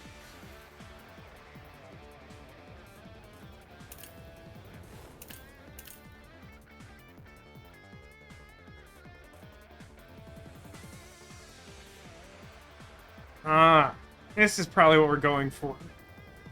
This guy had to be the one to do it because he staged the crime to look like a strangulation, which was not publicized. And the only reason that he has that information is because he showed up first to all the crime scenes and thus would have been there to, like, witness it directly.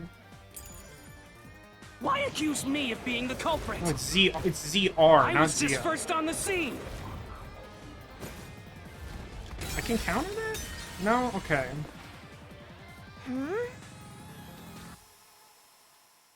It's just really unintuitive. Like, I can't, like, defend it. It just feels really unintuitive for him to be like, I was first on the scene. And I'm like, correct. You were first on the scene, which in turn means that you have this information that I've loaded into my Keyblade, which incriminates you. And yes, it is literally a Keyblade. I have to assume that's intentional. But it's just like, this frustrates me because, like, I don't think that there's a flaw in my reasoning, but the game is like, that's technically incorrect because we want it done a certain way. Which I understand, but it frustrates me as a player. That's what keeps happening. So again, I'm just gonna own it that I think I'm bad at reasoning deathmatch for the reason that first on the scene. I think I'm, on one hand, thinking too far ahead, and on the other hand, struggling to react quickly enough. It could have all been the nail man. The cause of death was just different each time, yeah? No, that's also wrong. I don't even know why I would try that. I knew it. That's probably just me being impatient with this reasoning deathmatch, to be entirely honest with you. Why accuse me of being the culprit? There's something that makes this go faster, I was just first right? on the scene. What, you think I'm a copycat criminal? It could have all been the nail man. The cause of death was just different each time, yeah? Even if there was a Copycat criminal.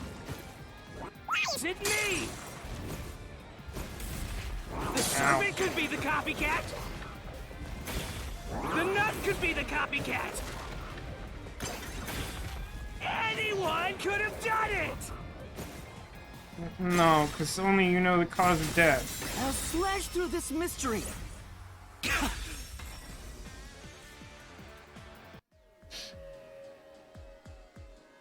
The cause of death in the art gallery was blunt force trauma, faked as a strangling to resemble the nailman's MO.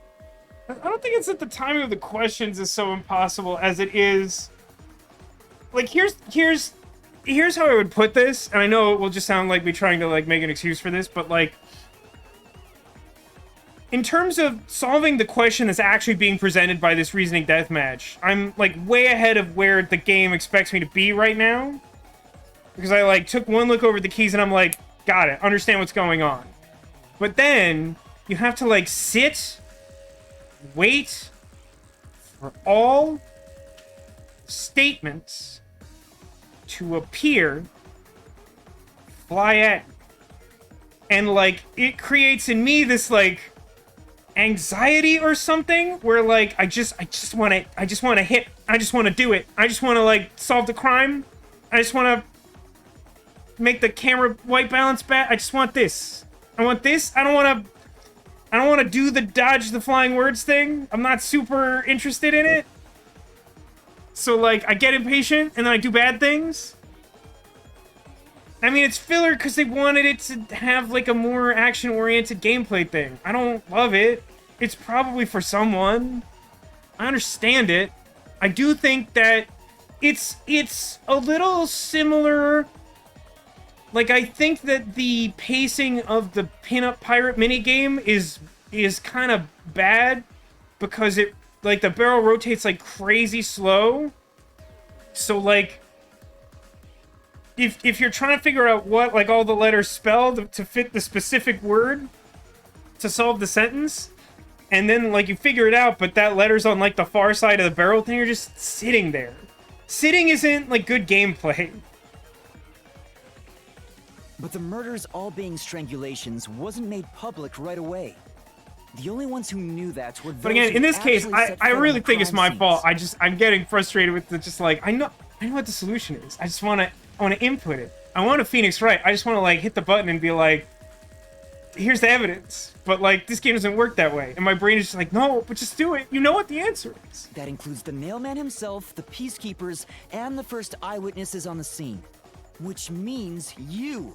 You could have committed the murder in the art gallery. You also couldn't have not done it because you've become a giant nail man monster man. Master, after him! Beat some sense into that sensitive, nonsensical phantom! What about that man is sensitive? Loading screen.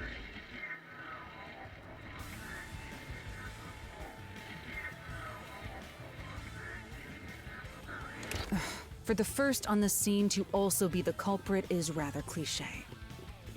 He was always suspicious, but because the real mailman was someone else, I didn't connect the dots. He was fascinated by the nailman, and by studying him, he eventually knew more about him than anyone else. Ultimately, he became the nailman. That's It's overstating ironic the that case. he exposed his own crime by knowing too much about the other ones. Master, the truth is right there! My That's the radar is tagline for the banging X-Files, like right? Crazy. Banging?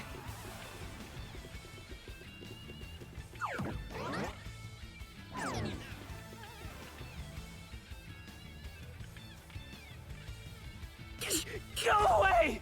I won't let you! You have the truth! Looks That like feels- we've arrived at the final stage. How do you know that? You didn't do the tutorial mission.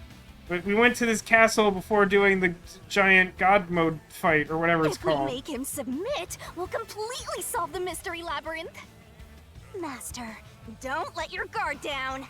Yeah. So she's into submission then? It's good to know. Save it, why don't you?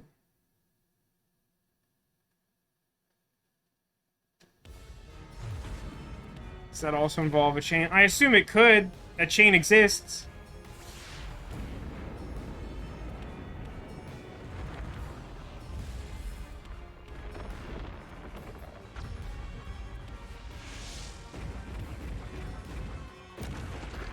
I'm really gonna struggle to remember these buttons. These were not intuitive.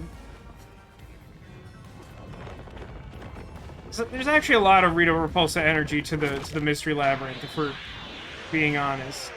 I just think there might be a better way to do this specific. Maybe use our hands.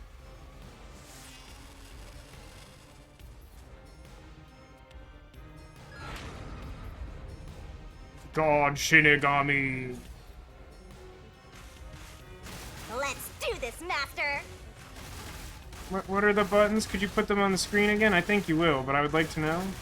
You will never destroy this tackle. fort! I had Damn tackle. you!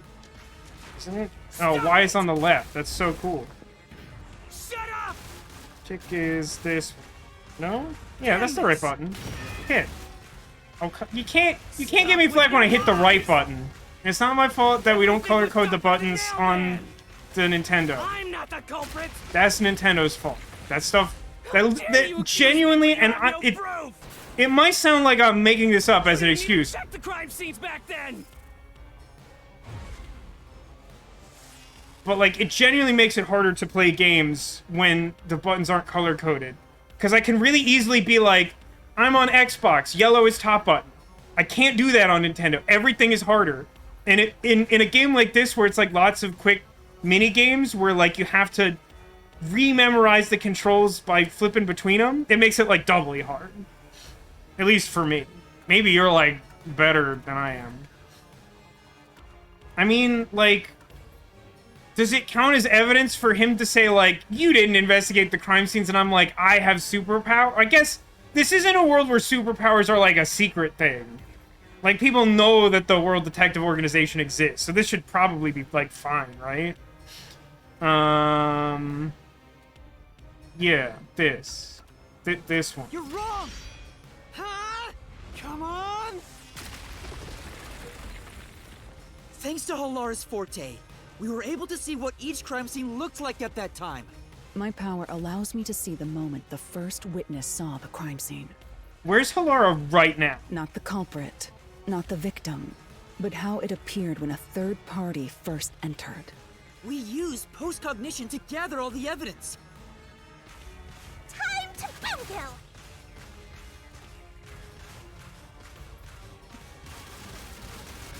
Wrong! Shut up! Stop it! Get away from me! Damn it! Why you? Get away from Get away! Get away! Get away! Who cares if you use post-cognition? You only saw what I saw as the first person on scene! No clue will help lead you to the culprit!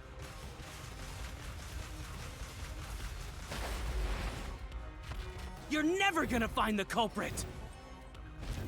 What you saw is only Is what she on the body? saw I don't the see moment her. the corpse was discovered! That's not, like, true, though. We saw is only what I saw the moment the corpse was discovered.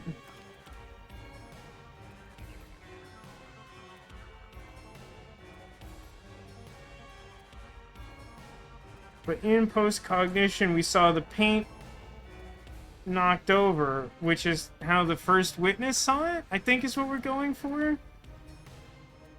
It's not thin person. That's nothing. The non-public information isn't relevant. This makes as much sense as anything is going to. Halara's post-cognition showed us that the paint can at the gallery storage entrance had been knocked over. And according to the art gallery staff member's testimony, that was your doing. You went into the crime scene first, and the art gallery employee behind you noticed you knocking over the paint This can. is such an esoteric detail to hang this all on at the end. But Halara's post-cognition only shows the scene when the corpse is first discovered. So if you were the first person to find the body, the scene before the paint can fell over would have been recreated. But it wasn't. The paint can had already been knocked over when the corpse was discovered. That means the first person to find the corpse was the art gallery's staff member, not you. The reason you didn't count as the first person to find it is because you're the culprit. This is the truth of the case. Huh? Doesn't it seem like we should have to have this confrontation with the guy who did most of the murders? And not just this guy who did one murder? I was probably trying to keep up on the ground while trying not to be crushed. That's, that's a great point, Neko. That's probably literally true.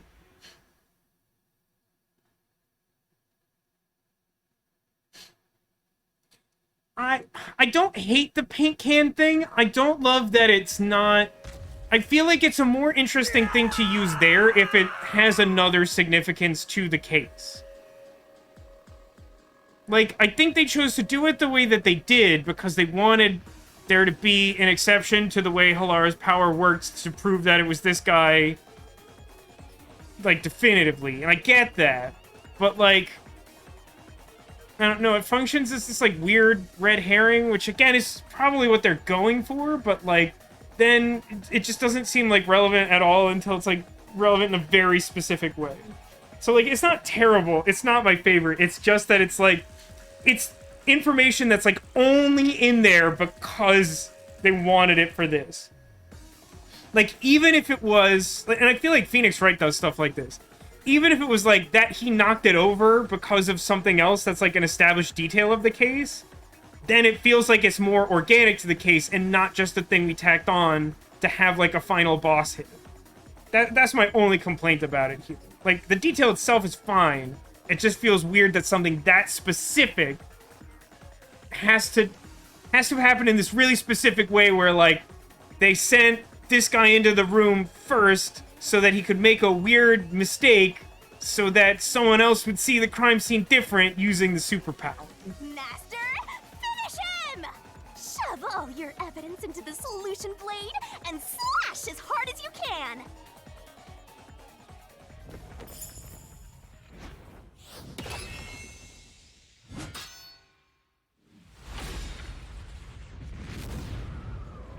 I feel kind of let down by the fact that I don't think this animation includes him putting all the keys in at once. I feel like that would be cool. Gotta swap over to Aviary Attorney, logical crime-solving animals. You were playing that last week on your stream, right, Letters? Did you like that? I don't think I ever played Aviary Attorney, but I was aware of it when it came out. This part of the case I tend to like. You have like a little more... It's a little more actually reasoning, although it's a little redundant because... at the point that this comes up, you already have all the stuff. So what do I have? Eyeless Doll and the Vent.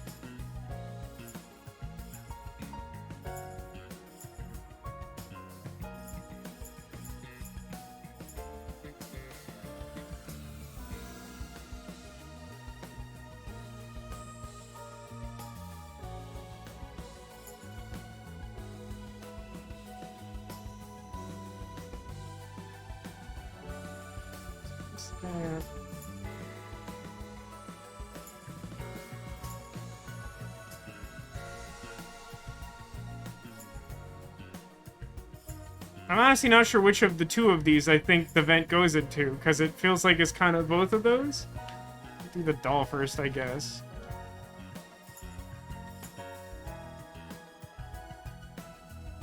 So Eyeless Doll is probably... Oh, that's right, if you highlight it, it prompts you. What did the culprit tie to the vent? String. Did the culprit pass the line through? Eyeless Doll. Even though it feels like the Eyeless Doll should be on the other side of that? Wait, part 1 of 4. So it has, like, multiple cases, like an Ace Attorney game or something? Get off. We got... Incinerator. Nails.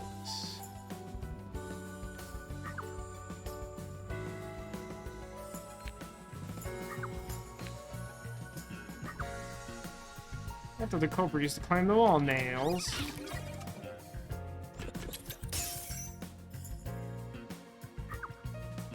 Did they leave the room? Van. Van.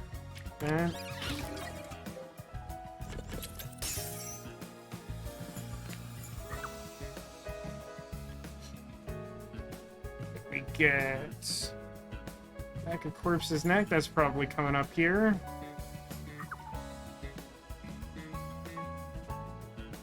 The culprit passed the line through last.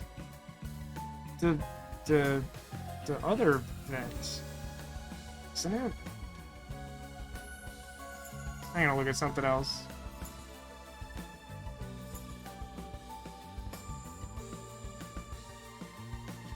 Oh, I loathe this. Hey, look at this. Check this out. Remember how, like, putting a nail in the doll at that angle doesn't make any sense? Look at how they represent that, because it doesn't make any sense. He just sort of magically, like, shoves it into the doll. I mean, I guess the implication is supposed to be that, like, because the doll's already attached to the painting, you don't have to, like, hammer this nail through the painting. It just has to go into the doll. So if you just shove it really hard, the doll is soft enough. Ah, but... Here's the problem with that reasoning, which is that we've determined that Dollface is the absolute most indestructible, powerful force on the Earth. Because it can hold up a human corpse using some string. So that doesn't make any sense. But for some reason, highlighting these things is much harder than I remember it.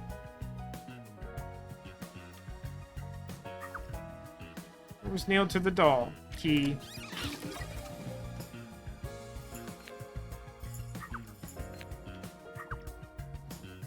Culprit used to escape.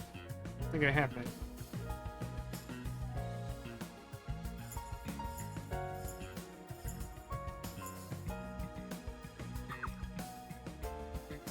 What did the culprit tie to the vent? Fishing line.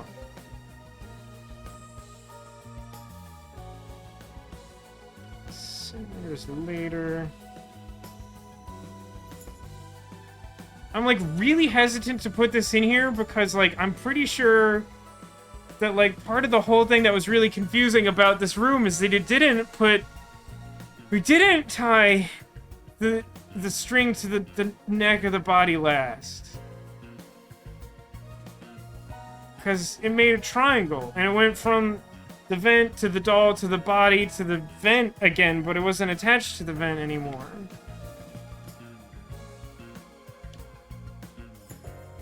Let's go to case 4.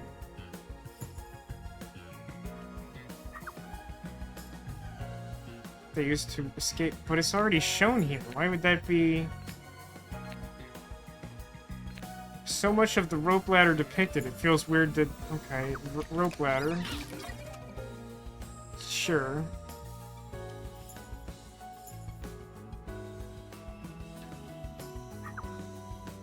What did they use to destroy evidence? Incinerator. I mean, given the context, it really has to be... String was tied to body last. I'm just pretty sure that's wrong. Doll is just weak to pierce damage. Oh, of course, of course.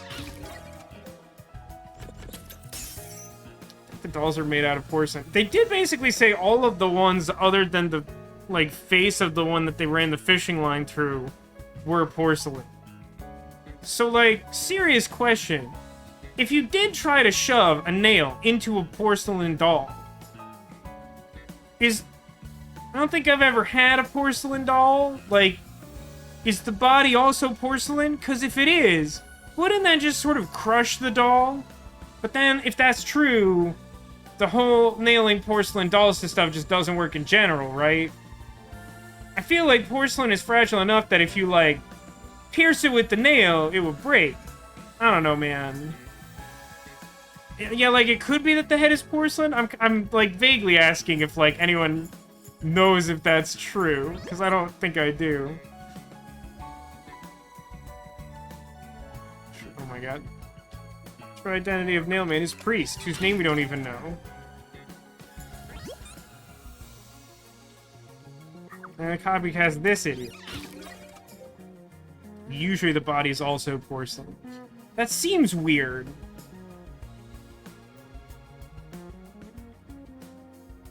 It feels like another thing that makes most of this mystery not make sense, but I think we're at the point that I just have to stop caring about that. Right up! A series of locked room murders based on an urban legend. Will we discover the true identity of the Nailman?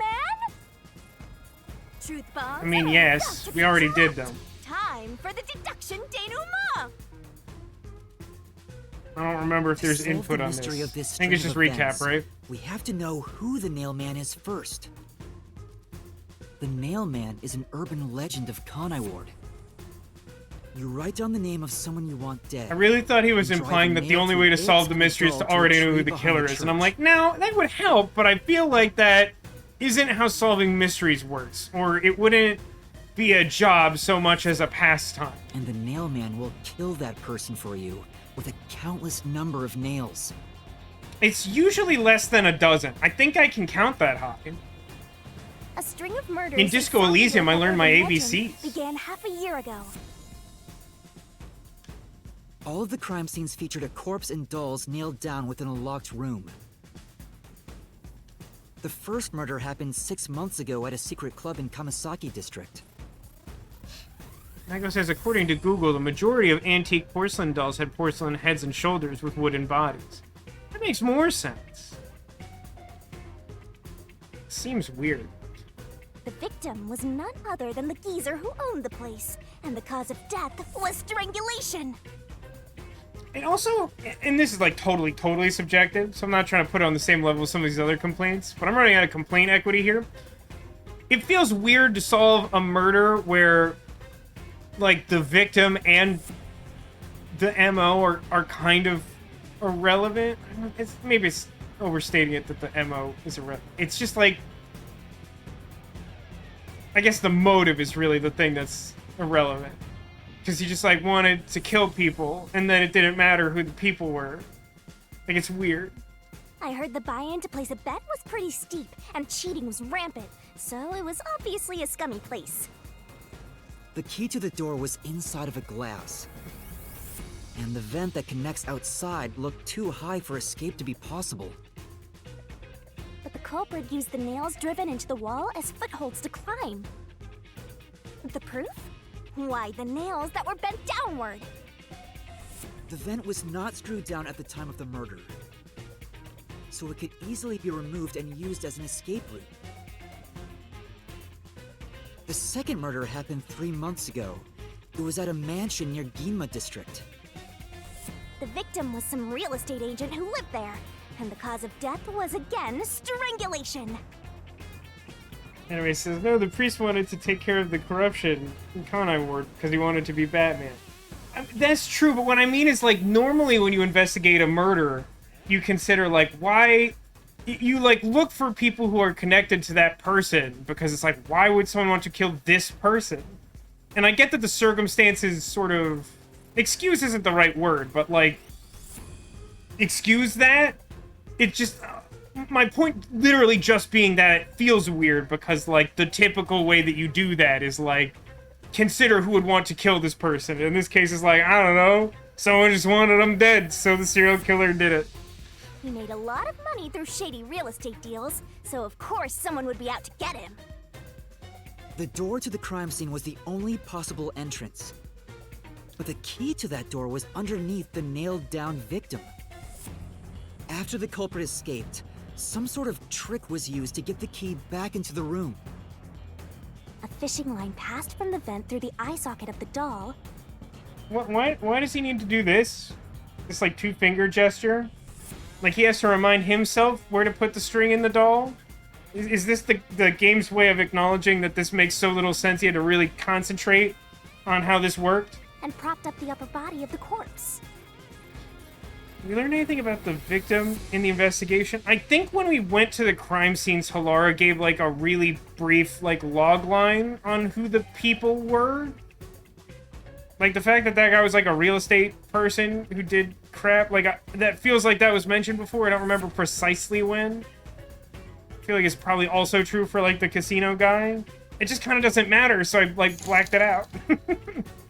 All that was left was to exit the room, lock it. Hey, Arcadius, welcome to the stream. Thank you for the 72-month resub. What did the real estate agent say when his house fell on top of him? Get off me, Holmes. I mean, it's a stretch, but that's like a +1.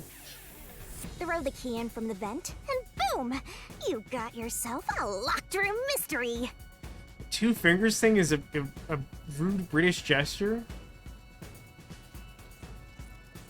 What? I mean, does it just represent, like, a specific swear? Or does it have, like, specific context? The key was tossed under the victim from the vent. So and once the fishing line was retrieved, the corpse's upper body fell over, completing the crime scene. The nails in the upper body didn't pierce through completely, so it wasn't nailed down at all. The third murder happened 1 month ago in an art gallery storage room in Ginma district. The skank's cause of death was blunt force trauma. Okay, what's... Don't love this. What? She was a pretty lady who let her looks get to her head, and she got boom killed. The key to the storage room was nailed to a painting through a doll. Another trick was used to get the key back inside the room here. The painting with the doll nailed to it was propped up against the window, and then the culprit left the room. They nailed the key to the painting through the window. But, like, seriously. So even if we assume that Google is correct, and that that part of the doll's body would be made of wood, would it really be that easy to, like, shove that nail into the wood of the doll's body so that it would stay there and hold the key, and, like, not prematurely knock over the painting? Like, it's just such an unnecessary stretch. Also, like, to be clear, when we first looked at that window, they said, like, you could barely get one finger through. And, like, that dude's hand is clearly through that window. Which, again, like, changes the scope of what's possible. Knocked it over and bam, all done. Like, look, his whole hand fit in that window. That's not one finger gets, like, a centimeter in or whatever. Those are the truths behind the past 3 cases. And now, there's been another dude murder really at has the to be clock Plastic tower in Man for Connor sure. Ward. The woman's cause of death was strangulation. Since you told that kid you'd take care of it, we gotta solve this case. The clock tower crime scene is rather high up on the 3rd floor. It's a little weird to me, like, I don't think it changes anything in the case at all. It's a little weird to me that, like, while doing all the initial mystery solving that points to the priest being the culprit, he doesn't have any rebuttal about not doing an entire one of the 4 murders. Like, that seems weird, doesn't it? The door was locked from the inside, and the window shutters were also locked. But there was rainwater under the window, and the nails in 2 of the dolls had rub marks. In other words, the culprit must have hung a rope ladder from the dolls to escape out the window. With my logic, anything is possible. Why are you imitating Halara? Anyway. The killer cut their footing on the way down from the window. That way, they could just pull on one side of the rope to retrieve the whole thing. Now, there's actually a problem with this. The way that the recap book pictured this is that the weight of the shutter closing cut the rope? Or that's what it looked like. I mean, like, because of the way the shutter works, and they want us to think that they closed the shutter, like, immediately after they left it, it doesn't seem particularly easy to be able to retrieve the rope this way. The shutters come down under their own weight, so they locked once the rope was collected. I'm surprised you noticed the auto-locking feature. You sure love your shutters, Master. The rope ladder was collected, then burned in the church incinerator, which only clergy have access to. Didn't the priest say he was enacting justice? Does he not feel bad about the watchmaker dying? I mean, it is pretty tough to say where, like, a psychopath is gonna draw the line, even if they hinge their identity on a certain type of justice. Like, I could imagine a case where they justify that as being like, it's part of the grand plan for justice, because I need to be able to enact my work or whatever. That's how we know the nailman must be someone from the clergy. But one question arose from this. Who's gonna train me? Nailman killings share one more characteristic. All the victims were murdered by strangulation. This piece of information wasn't publicized. But the cause of death in the art gallery murder was blunt force trauma. The strangulation marks were added later. Which means that it was someone mimicking the Nailman. But I already know the identity of the copycat killer. But First, the Nailman must be someone thin enough to pass through the vent. Someone with the skills to throw the key with precision. yeah, but we didn't And establish someone those skills, or that would be like an affiliated with the interesting. The priest! You're the nailman!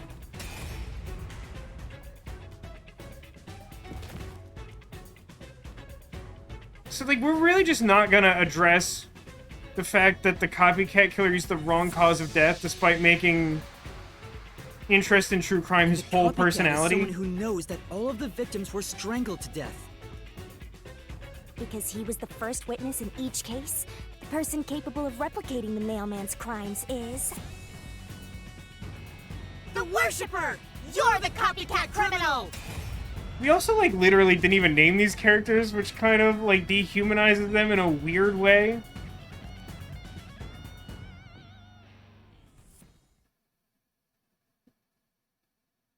Man, who's excited to see how horrendous my score is for that labyrinth? Because I'm not. I'm not looking forward to that. This is the truth of the case.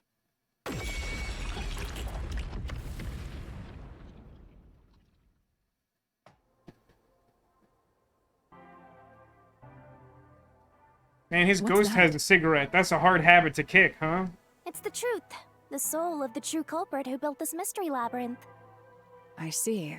It looks otherworldly, but there's an ominous air around it. I don't think "but" is the correct conjunction for that sentence. Thank you, Halara. I was only able to make it this It far looks like thanks to spooky you. stuff, but it's scary in here. I only kept my part of the deal. You made the right choice hiring me. But I will say one thing. You've taken another step toward being a detective. Anyway says, also, you would just accept it, he's killing 2 people. You know what's actually funny about that? Is, like, I could make an argument where, like, he could, like, rationalize it to himself, even if he was uncomfortable with it, being like, if we don't solve the mystery, then, like, our detective friend will die. So, like, if one person has to live and one person has to die, the person who did the crime might as well die. But, like, now, 2 people die instead of 1. And it's like, oh, well, that's, I mean, I guess you could argue, I don't recall exactly how explicit they made it. Like, it's possible they plan to just outright kill Yuma and Halara, also. You're not a true detective unless you murder the mystery. I mean, that's a fact of this world. That much is certain. I, Halara Nightmare, acknowledge you. Really, Halara? She just wink at us? You do? Well, here's the problem with that. Halara will not remember this. Someone cue a telltale pop-up. All right, all eyes on Shinigami. Actually, I guess I don't know that for sure. It seems likely she won't remember that because she didn't retain her Earth memories coming in here. But maybe she gets to keep the Labyrinth memories coming out of here? What's about to happen? Yeah, her hair's... Everyone's hair's messed up all the time. I don't know why I even bothered pointing it out. It's a really weird feature of this game. Oh, isn't it obvious? It's the moment we've all been waiting for! Time to boom kill the bad guy! This is...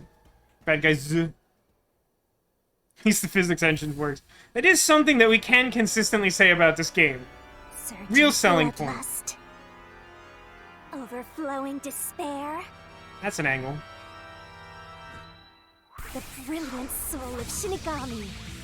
Shall expunge this cursed case. Death to all deplorables. Ruin to the vile mystery labyrinth.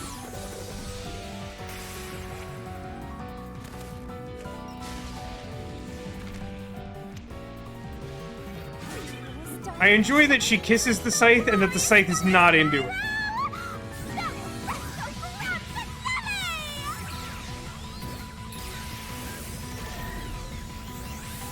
Considering the wild jiggling, are you sure the physics engine works? It's working as intended, Neko!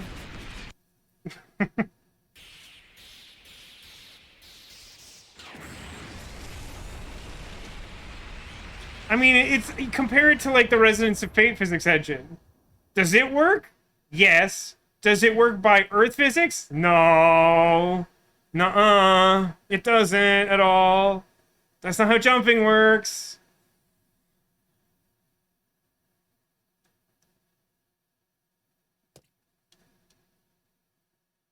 Well, that didn't feel like 2 hours, but I don't know how much else we're gonna get accomplished tonight, let me tell you.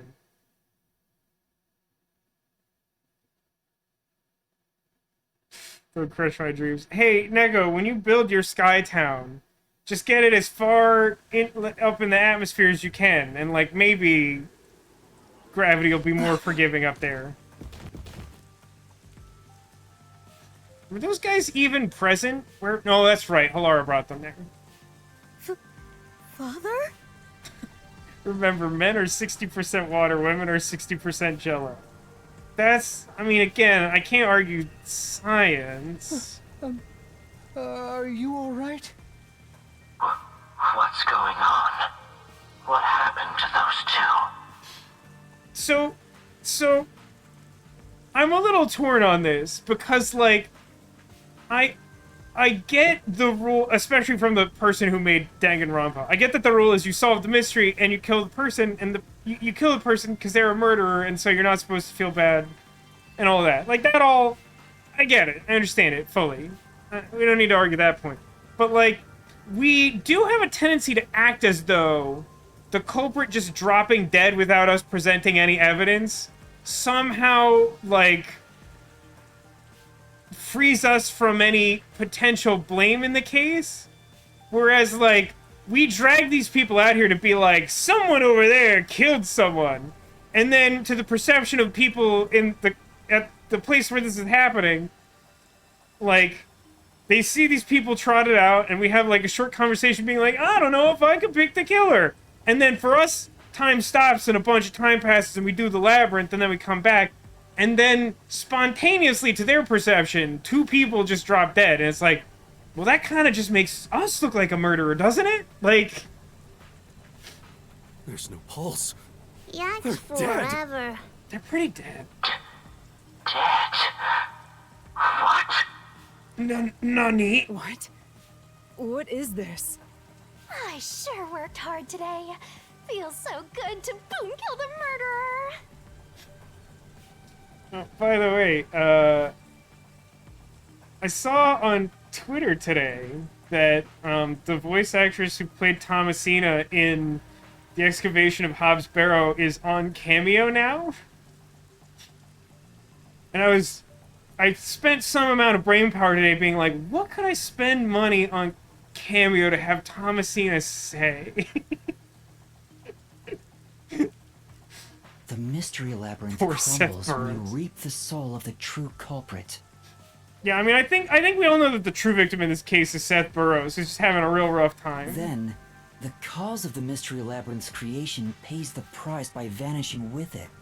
Hey, I'll tell you what, I'll start calling Twitter that dumb thing if you personally pay me a large sum of money. Otherwise, the app is Twitter. It was purchased as Twitter, it functions as Twitter, and that other name is very stupid, and I don't like it. I knew this would happen, but it still hurts to see someone die before my eyes. I appreciate the 100 bits demolition, but we're talking many figures. It's like I killed them Just for the myself. record. I mean, it's like you killed them yourself, but isn't it kind of more like she killed them with a magical scythe? Thank you for 101 bits, but like that's the same number of figures, in fact. I mean, basically, if you have to ask if it's enough, it's probably not enough. No, I did kill them. I killed them with the ruthless blade of the truth. Not just 6, all 6 billion of them. There. Humans boom kill cows and pigs all the time and eat them. You don't feel bad about that, right? Hey, any like Japan enthusiasts in chat able to decipher what boom kill probably, like, I assume it's something like colloquial and not like an actual thing a Japanese person would say, but like something like unique to the character or whatever. But like, is it some kind of expression? Is it supposed to mean something? It doesn't translate super good, is my These feeling. were the souls of deranged murderers. At least you didn't eat them. What? Who said anything? Why would I eat them? What's that line from Guardians of the Galaxy? It's like, I shouldn't have to thank you for not eating me. That's just a weird thing to do. If you look at it that way, there's nothing to feel bad about at all. It's the only thing that someone's supposed to feel bad about is eating the wrong thing? Man, I've been living life weird. It's not so simple when it comes to people dying. He is not acknowledging how insane this conversation is. Did you kill them with some kind of poison? Hey, hold on. I have no idea what's going on here. Too much is happening all at once. We shall talk at headquarters. Follow me there. Yeah, Immediately. This feels like it's really bad for us. As stated previously, like, this seems like a pretty reasonable outcome of what just occurred here. Which is still, like, really bad for us. It's not extremely distinct from the thing we were worried about happening in the first place. Is it just me, or are things more complicated now than before entering the mystery labyrinth? We really didn't think about that at all before going in the mystery labyrinth. Like, I understand taking the position of, like, well, I'm making it's gonna be really bad, Like, if we don't do something, so we might as well do something, and then it turns out bad, and we're like, it couldn't be helped. But, like, it's weird for him to suddenly be like, hey, you know what? I think murdering 2 people in front of a police officer is, like, actually kind of a weird look, even if it's through supernatural means they'd have difficulty proving. Oh, you want help? Are you going to rely on me again? What are you gonna do, Shinigami? Oh, fine. I can't say no when you ask for help. Who's getting horny in this scenario? Okay. Everyone! Did she just possess the corpse of that priest to have him confess to crimes and then die again? Ah! He came back to life! That is an S tier voice line read. That's very good. That was a very, very good voice acting. That's good. Sorry about that! You see, I'm actually the nail man. What? These are my final words, so I can't lie.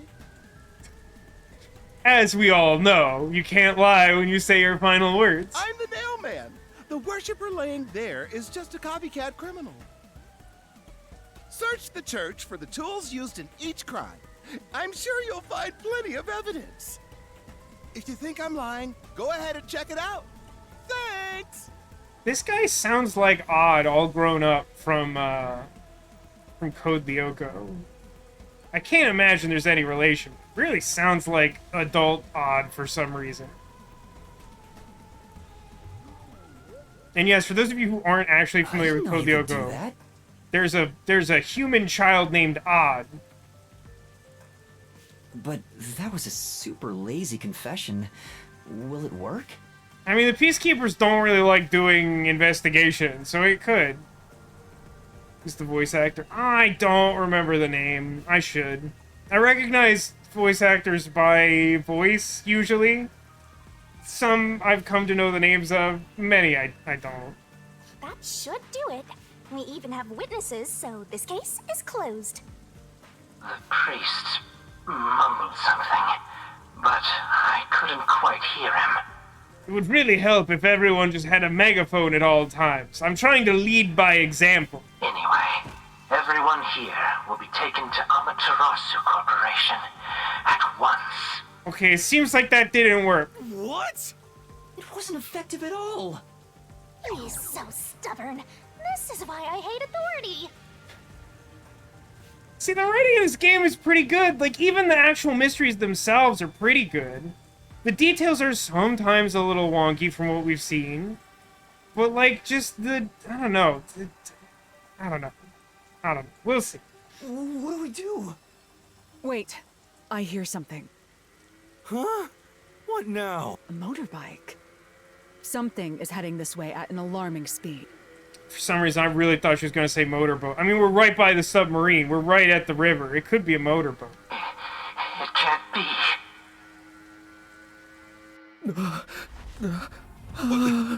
Where is that coming from?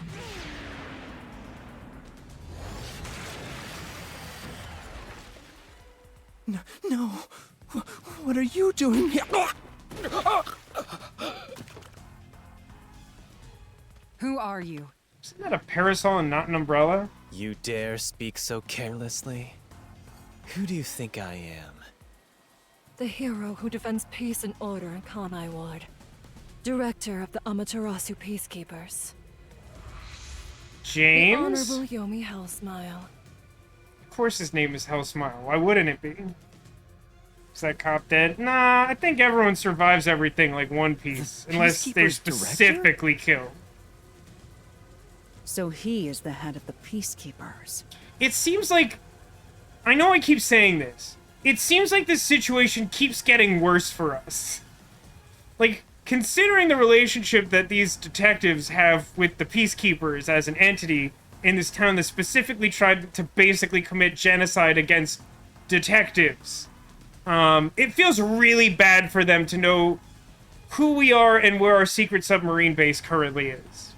I mean, granted, it's a submarine and we could move it, but at the same time, there's probably not a lot of places we could move it and still have it be relevant in the city. Now you know, small fry. Bow down. This guy feels like he's constantly on the verge of saying, like, the attack quotes from Eternal Sonata.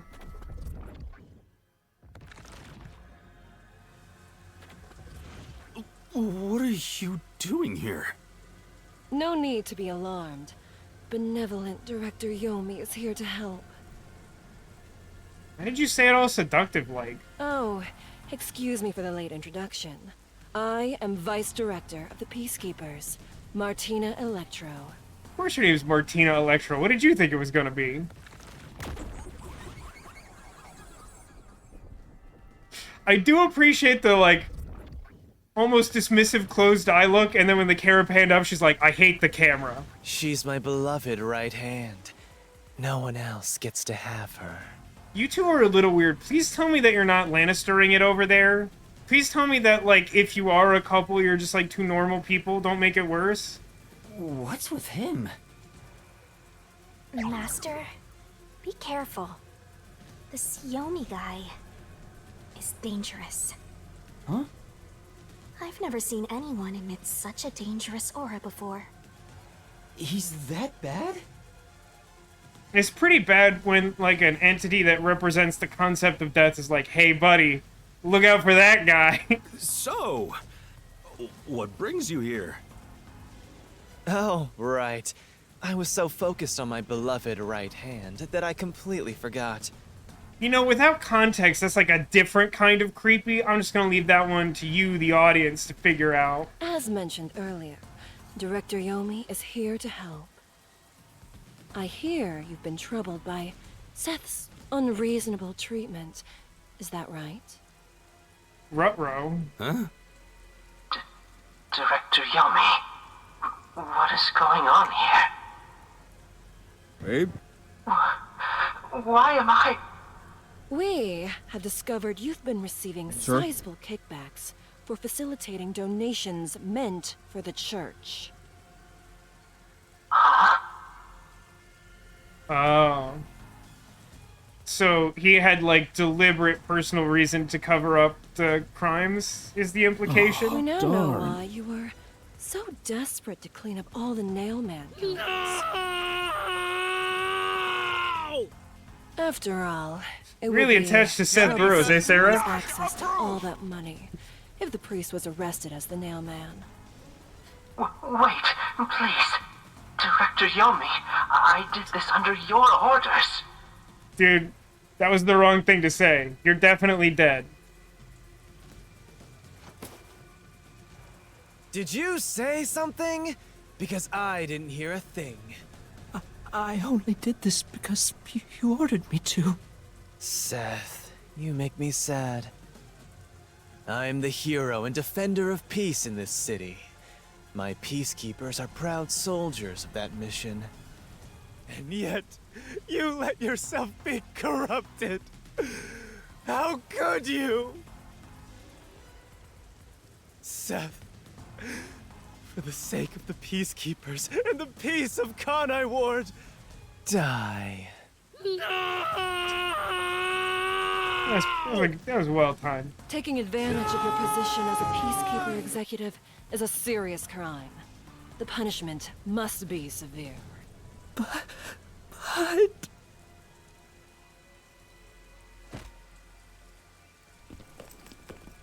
Yikes forever. Yeah, I'm annoyed my own underling would betray me like this. So can we, like, go or whatever? I'm so annoyed. I'd go insane if I didn't toy around with my beloved right hand.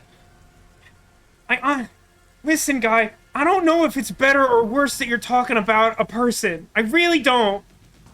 Like, it kind of sounds like you're talking about just having a fun time on your own. But it's like a lateral move to how weird you're talking about this lady.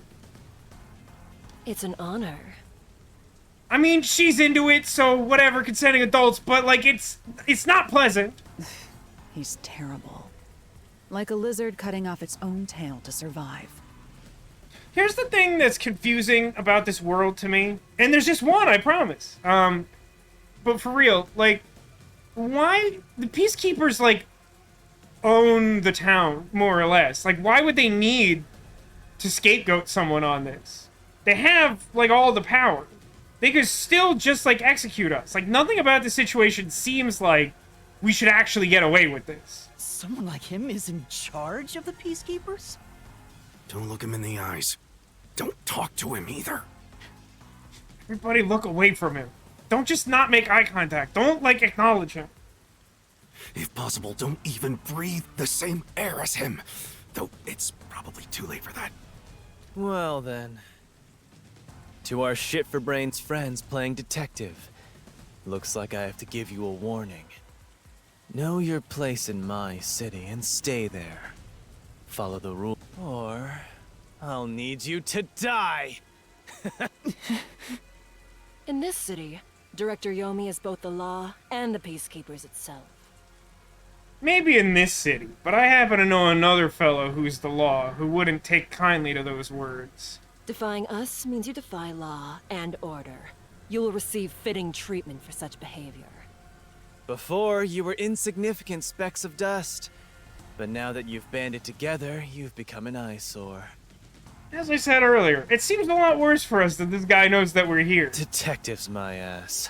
Annoying little shits. Wow. That's not very nice. That's a hot take from Shinigami. Let's go, my beloved right hand. Really wish you would stop doing that. Yes, Director Yomi.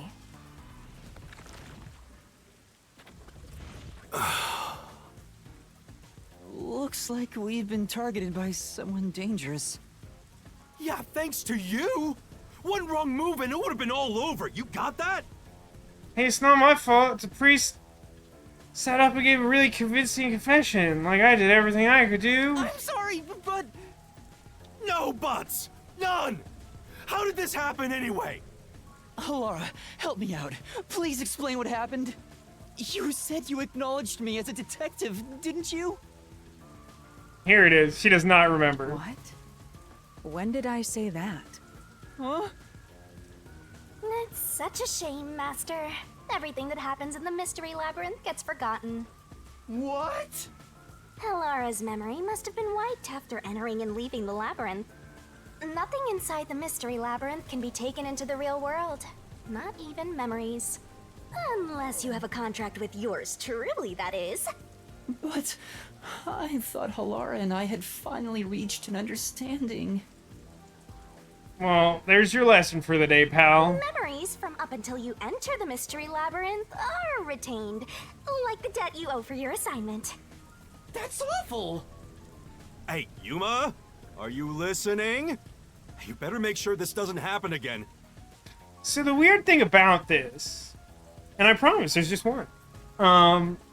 So since we've now confirmed that is true, that memories don't leave the Mystery Labyrinth, then from Halara's perspective, like, all the same completely preposterous stuff just happened, and she's, like, barely questioned it, despite being, like, one of the only, like, truly rational characters in the games thus far.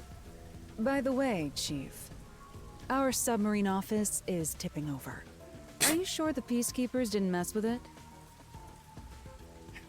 I mean, again, I feel like I did call that. What? Seriously?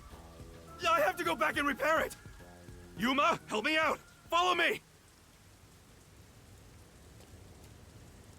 It was supposed to be time for you to reveal the solution, but we've ended up in quite the mess. Huh? Yeah. This is my first time dealing with the true culprit dying before they could be accused. Well, you're gonna see a lot more of it, I think. But I recall how you did your best to try and solve the case. Huh? You should be proud. Halara. Look, the chief is calling for you. You should go. You should go before your home Right. sinks. Thank you.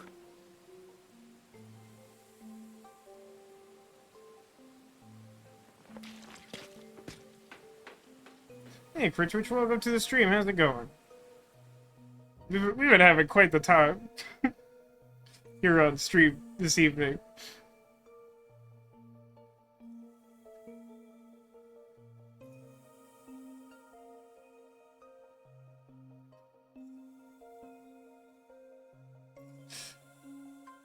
Not bad. You know, I'm doing pretty good despite some of this game's efforts to get under my skin.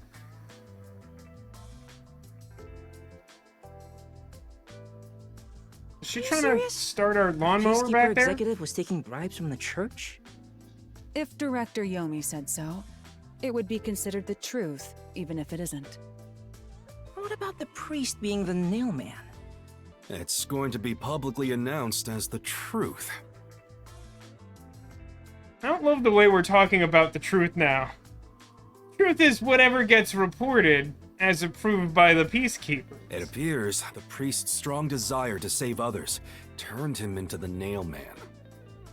That's a really generous way of looking at that, but okay. He saw people wishing for revenge as they hammered those nails in the forest, and decided he needed to save them.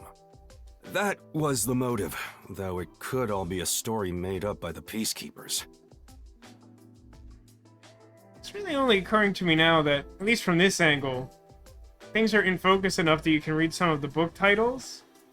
Several of them just say Colder Brother on them.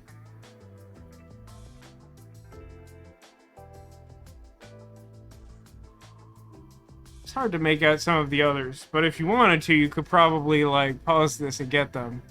One of them looks like it's just multiple volume 4s from a series called Whoa.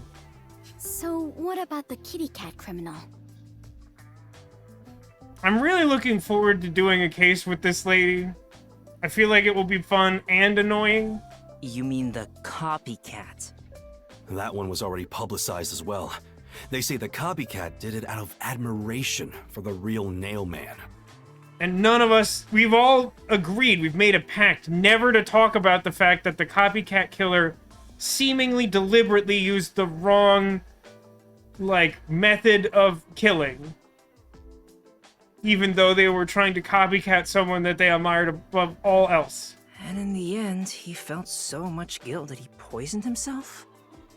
None of this really makes any sense. It sure didn't look like death by poison to me. It was me! I did it along with that detective kneeling in penitence over there. It would make more sense to assume Yomi killed them somehow. Especially when you consider the timing. He'd do it without batting an eye. Yomi Hellsmile, the director of the Peacekeepers, the leader of our enemy. I heard he rode in on a dragon. I think that's literally true. No, it was a motorcycle. From what I've investigated, the Peacekeepers' influence is gaining ground at Amaterasu Corporation. And there's some sort of power struggle going on. Seems like they're getting their way internally. I hear that their boss, Yomi, is extraordinarily dangerous. Extraordinary? So he is very normal? Very normal. Scary. It's only a matter of time until the Peacekeepers gain complete control of the corporation. When that happens, they might outright attack the World Detective Organization. What do you mean by that?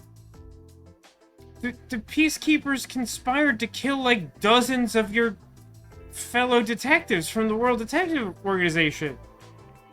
They have already declared war on the World Detective Organization. Perhaps the WDO made its move because they saw the warning signs. If that's the case, it could have something to do with Kanai Ward's ultimate secret.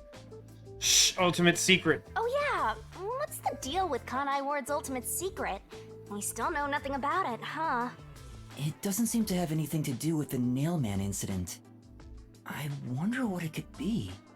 Sheesh, so much to deal with. This sounds exhausting. What beef do the Peacekeepers have with the WDO in the first place? I mean, I think the best way to put that would be like... Basically, the Peacekeepers consider themselves like sovereign law in Kanai Ward, and Kanai Ward has tried to cut itself off from the rest of the world. So, like, the World Detective Organization is supposedly, like, an extra-legal organization that would essentially have jurisdiction everywhere when it comes to, like, investigating crimes. And the Peacekeepers want to have control of that and to be able to, like, scapegoat people randomly and just, like, use the law as a tool to, like, control Conai Ward. So, like, anyone, like, actually trying to solve crimes is, like, sort of in competition with their MO. Is roughly how I put it, I think. Whereas, like, all 5 of our brain cells. Yeah, but fairness. Shinigami has other cells that are good and they follow physics, but not as a ghost. In ghost form, she's just sort of a ghost. Didn't I tell you that from the start? Night, Neko. Hope you sleep well. I'm gonna get excited for tomorrow's Disco Elysium because I don't know what it's gonna be, but it's gonna be a lot. we just hit a big turning point there. We have to obey directives from number 1, no matter how difficult they are. Well, we got some very talented master detectives gathered here. I'm sure it'll be fine. We also have Yuma. So much. No, everything changes from now on. Yuma, you can take a seat now. My legs feel numb. Don't stick your neck out recklessly from now on, for everyone's sake. Got it? Got it. Stick my neck out recklessly. What are we talking about? Got it. Hey, we worked super hard. I'm so stressed I could die. But you can't because you're already a ghost. Ghost joke. Oh wait, but I can't die. Ghost joke. Do we have Giraffe. a visitor? That's rare. Yuma, can you go get it? Wait, why do we have a buzzer on the submarine? Sure.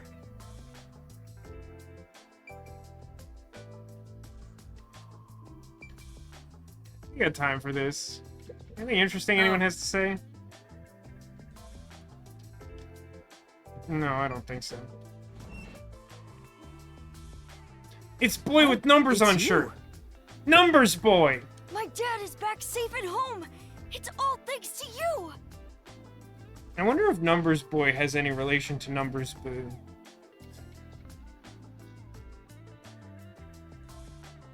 I mean, we're in a submarine, but we're not submerged, because even though we live on a submarine, which is not yellow for the record, it's been docked above the waterline since we learned of the submarine. And it has like a ramp leading to the mainland, but the indignation of Chad, I think, is still pretty reasonable, because, I mean, did we ever tell the boy that we lived on a submarine down by the river? I don't feel like we did. Seems like it'd be pretty tough to find us here, even if the submarine was docked to the land. Thank you for helping us. No, I just... Well, I'm happy for you. Aw, look at you getting thanked. You were on your knees just a moment ago. No, wait, no, no. I mean, we spent a lot of money to help this kid out. Be quiet. Oh, there's one more thing I want to ask you. Does he want his ball back? We never resolved the fact that it was implied that we took his ball and never gave it back. What is it? Did someone else die or something? Oh, apparently it wasn't implied that he magically took the ball back without ever taking it from us. Will you play catch with me?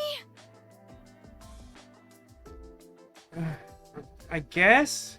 It's weird of you to, like, kind of ask a favor after I spent, like, millions of Shen saving your dad from the death penalty. Huh?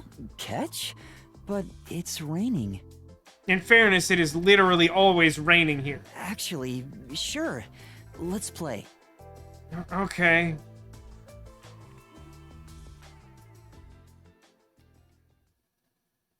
I agree, it's probably not the time for this.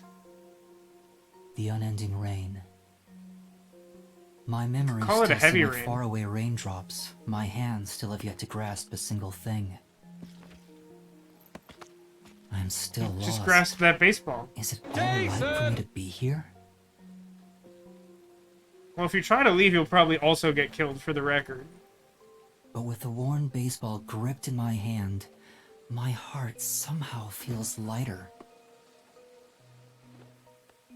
Why I wanted to be a detective? It could have been for the sake of something so small that it fits in my hand. Maybe I should give myself credit for this small realization. Stupid. So, for just a bit longer... Oh my gosh! I think I'll keep pretending to be a detective. It looks like Shinra Corp is hanging out in the distance. Nailman killing Zendo. I think we get our score now. It's gonna be very bad. It's just gonna be a frowny face. This is gonna be Vasco D Thumb. Deduction double S. Judgment double S. RDM S. Stamina A. Final S. I gotta tell you, that feels incredibly generous. That feels very, very generous. That's true, we did get 888 DP.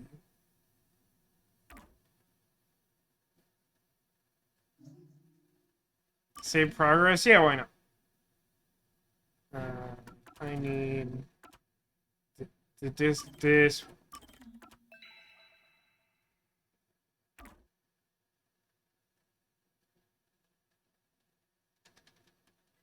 Helps you're back on the street. Oh no.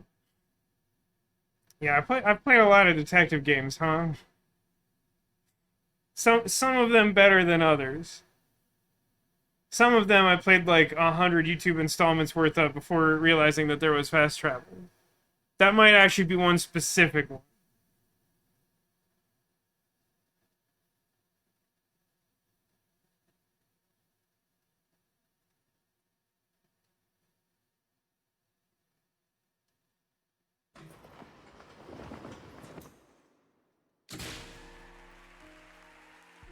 We need to find a hidden object game with Squirtles. If someone can find it, I'll play it. Unpainted faces in uniform by the window. This isn't the real me.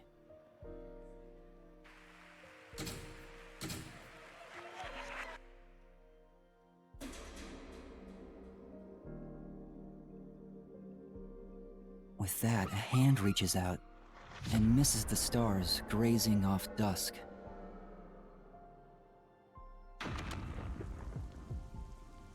In the shadow of the school after class lies the remnants of everything someone has lost.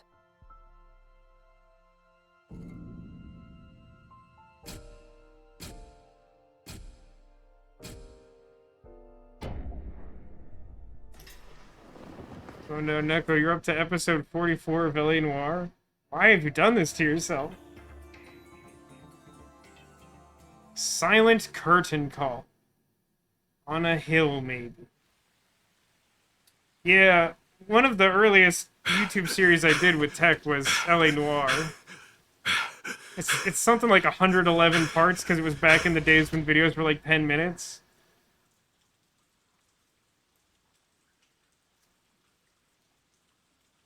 Because I've been making YouTube content for that long. Because I'm old, is the subtext. I'm old. 109 is like 111. Don't sass me. Oh? Thought we broke 110, though. Chief, you look so clean cut today. You look just like Halara. I don't know why. This type of character can be very annoying. For some reason, I like Fubuki so far. She should really annoy me, but she's like so stupid. I'm more sympathetic than I am critical. I'm like, oh, sweet darling. That is Halara. How could you mistake the two of them? From juice and dentures money. No, you got like money burning a hole in your pocket. You're being very generous today. Thank you. Have one of these, and also one of these. Hey, look, they coincide. I don't think I've ever tried that before. You get a 3. Isn't that nice? Oh, you're right. What a wonderful surprise. The chief was gone by the time I got here. It's way past our meeting time. Hey, what do you think is on the carpet by the table? There's maybe like crumpled up paper, maybe some fortune cookies. I don't know. What is that old man doing? He always nags others when they're late. Decided to play Baldur's Gate 3 yet? I mean, I can't get my computer to run Disco Elysium without imploding. You think I'm gonna get Baldur's Gate to operate on this sucker? Slaps the roof? It's only Steam, right? It does not look like a game that would play well on console. I've been watching a little bit of gameplay of it the last like day or two to get a sense of what it's like. So I've been watching specifically Day 9's playthrough. He's another live streamer. Obviously much more famous than me. And I haven't gotten like super far in it, but there's like a point towards the start of the game where you can like find these ruins where there's sort of like something that looks a little bit like a half-open manhole that leads to like, I assume like a dungeon or something. And he sort of like worked out this thing and that there's like a big stone block suspended over it. And he's like, I know, I'll throw like a bladed object at the rope and drop the block on that hole and it'll open up the thing and I'll find a prize. But like, his whole team is like standing around the circle when he decides to do it. And he like knocked one unconscious and immediately killed one. Like he had just gotten one of them as a team member, like minutes before. And then he does this thing and he like immediately kills him. And it was like, wow, okay, that's that's one way to play that situation. I'm glad you like the driving in LA Noire, Neko. I got a lot of flack, mostly specifically from tech about it, but I feel like driving badly in like LA Noire is a highlight of the game. The chief suddenly went missing. According to my deduction, his chopped up corpse will be shipped here in a cardboard box. That's horrible. Will it be more or less horrible if it's accurate? Floor garbage. Alright, I have to look at stuff for points. When I stay away from the overworld for a while, I forget about it. Aww. It's so cluttered in here. Can I make breakfast again? What up, guys? Welcome back to Slaying with Shinigami. This week, Master is gonna kill the... Not killing anyone. Hmm?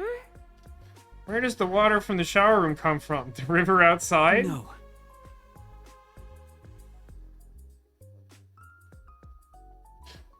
Estel says, driving badly over Roy Earl is the best part of the game. I don't disagree with that. It's a weird game. I have such strong feelings about it. I don't know if other people know this, if this is common knowledge, because I only found out about it like a few months ago, I think. Because someone was like working on an LA Noire remaster or something like that, and then I saw on Twitter, like, someone pointed out that, like, originally in LA Noire, instead of, like, Truth, Lie, Doubt being the sort of, like, main mechanics of it, it was supposed to be, like, good cop, bad cop evidence, or something along those lines. Which, like, really explains the game, like, a lot to me. Because, like, a lot of the time I would just, like, doubt to be like, I'm suspicious of the thing they just said. And then I'd, like, threaten to kill them and their whole family, and I'm like, that feels like a wild overreaction to me disagreeing with the statement he just said. But apparently it's because I was supposed to be... Like, that option had originally been, like, recorded as bad cop, and so you were, like, trying to intimidate them or whatever. And it's like, it makes a lot more sense, and it also explains why the game doesn't make a lot more sense. You must be purifying the river water somehow, right? Right? Yeah.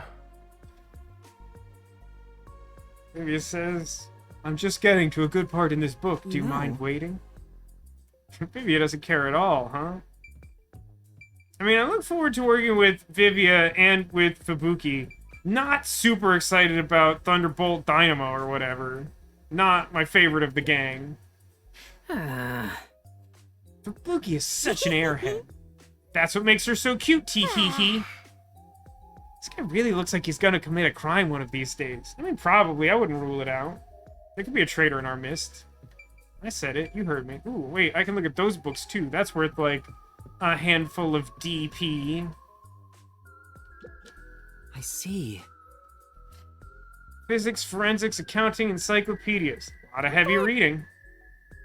Don't be so sure. Maybe just put fancy dust jackets on raunchy magazines. No way. He's not Konami Date. I promise that's what the game said. Actually... Update on requests? Doesn't look like there's an update on requests. Did you, like, level up in some meaningful way? I have... like, a lot of points, huh?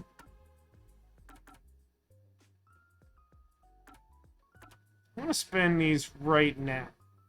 I want to get everything that helps with Reasoning Deathmatch, because I'm extremely bad at them.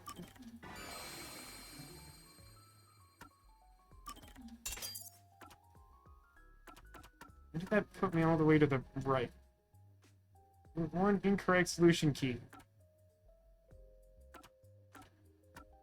I mean, I know that these are super important. Not the sort of things that I feel like I need as much help. I'm still not sure I've seen summer fireworks puzzles.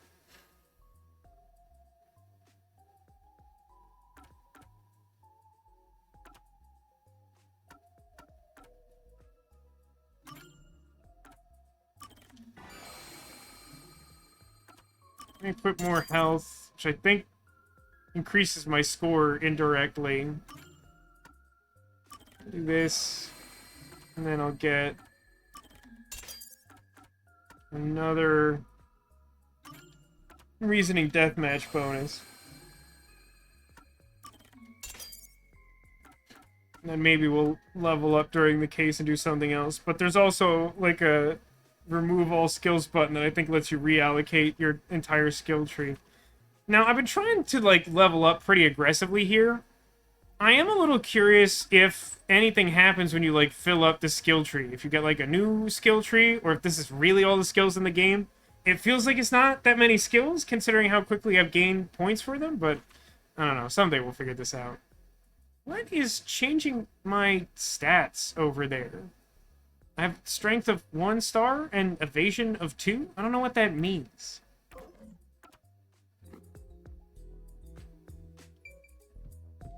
Fubuki! Oh, I know. Why not have a nice little picnic until Chief returns? We could eat lunch under the great big sky. The rain would feel so lovely. Fubuki, I don't really want to go out in the rain.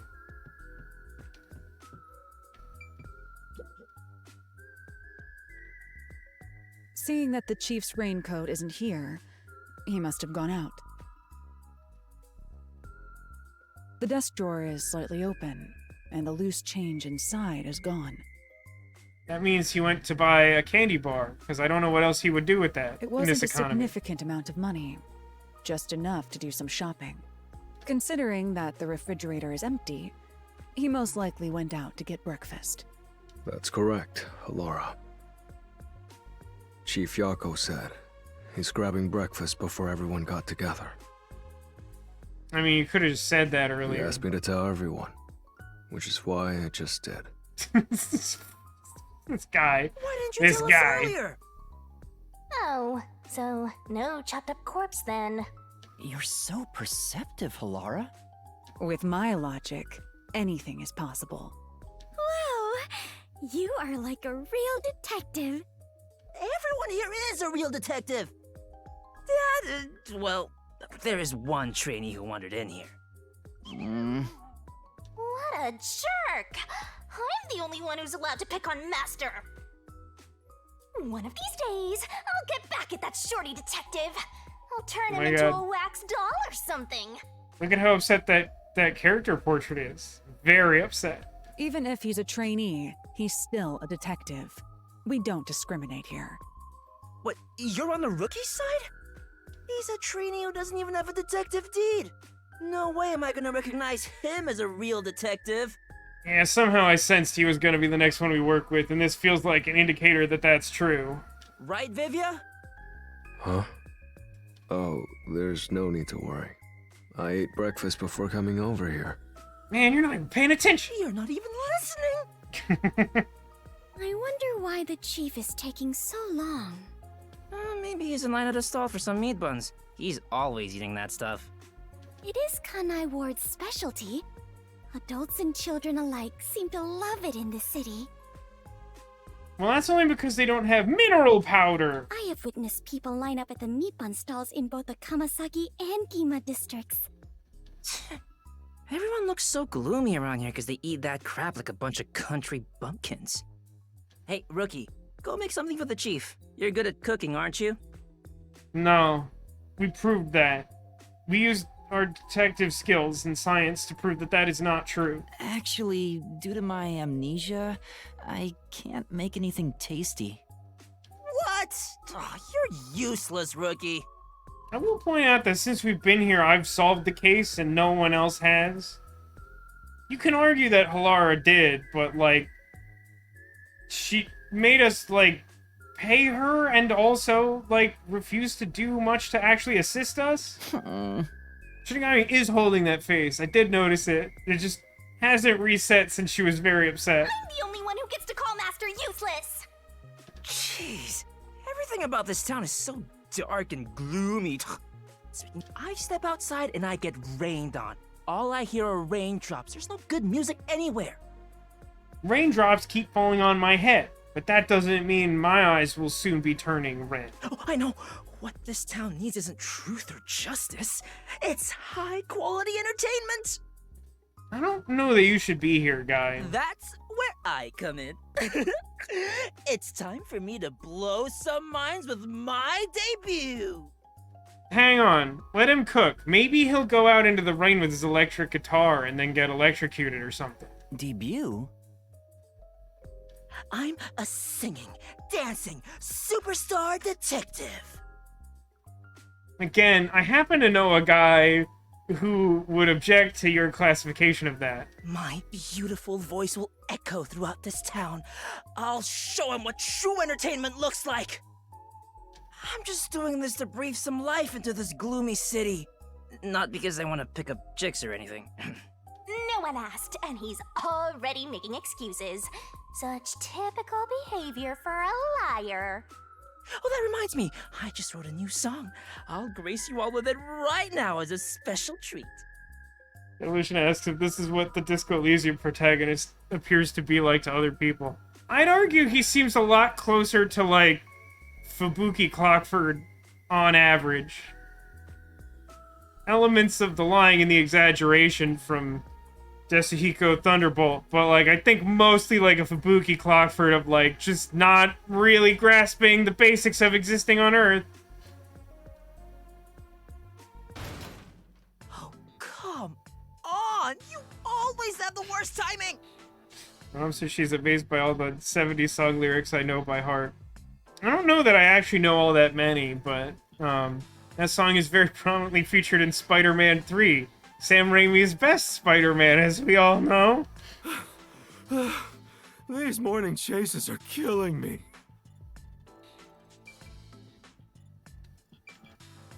For a little bit longer. I think mostly once we finish this conversation in earnest, we'll probably wrap up the There's stream. something going on here. What happened, Chief? It's the Peacekeepers. They've been trailing me ever since I left. I was running to get them off my tail, but they refused to let up. Hey, I'm not sure it matters all that much if you go back to the one place that they definitely know you're gonna be, which is the submarine that they're fully aware of. Oh, that's the most running I've done in a while. And my back is killing me. So they just trailed you? Why not let them do it? Like I want to go on an early morning date with some peacekeepers? Not interested. Besides, it'd be one thing if they just wanted to follow me, but there's a chance they'll make an attempt on my life. Just for walking around? There's no way. I don't know about that. It looks like they've gotten serious ever since the Nail Man case. Sorry. We have more stuff to worry about than just Kanai Ward's ultimate secret. I think we should lay low for a while. That's practically a guarantee we are, like, right about to stumble into a case. Well, the WDO never said we had to discover it by a certain date. Let's lurk in the bottom of the river until things settle down. Hey, yeah, that's for the best. Let's go with that. Are we actually doing that? So passive, as usual. While we're hiding, we could lose what we've built here. What have we built here? What have we built? We solved one case and no one helped. Except Alara, who made us pay her a bunch of money. No, it's not my style to just wait for the opponent to make their move. I'm taking the initiative. Hey, hold on, Alara. Where do you think you're going? There's something I want to look into. There's no need for concern. No matter how many peacekeepers come after me, I'll be fine. I guess that's that. Alara will be fine. I just don't want to get dragged into any trouble. Jeez, master detectives are all so selfish. We can hear you. Doesn't make it less true. Tetsuhiko Thunderbolt. Well, good. I hope you all learn some self-restraint. Should I go keep an eye on Halara? Just to make sure no fights break out. You, Fubuki? That'd actually make me more worried. Wow, that's painfully honest, huh? That's a great idea. Yes, Fubuki, please go team up with Halara.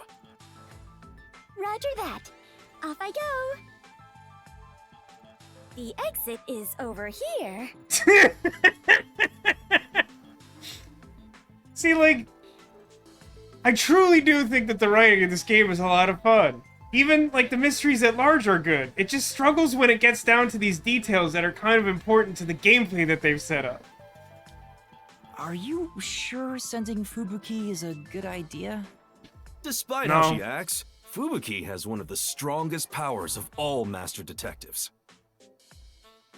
I mean, I assume it's time-based, right? Her name is Clockford. She'll be great help in times of trouble. The strongest? Is that sheltered skink really that amazing? She sure man. doesn't look it. We have to keep with the sex shaming. Does that have to keep happening? Time for us to go to. We need to find some girls that, clues. What is the deal with that backpack?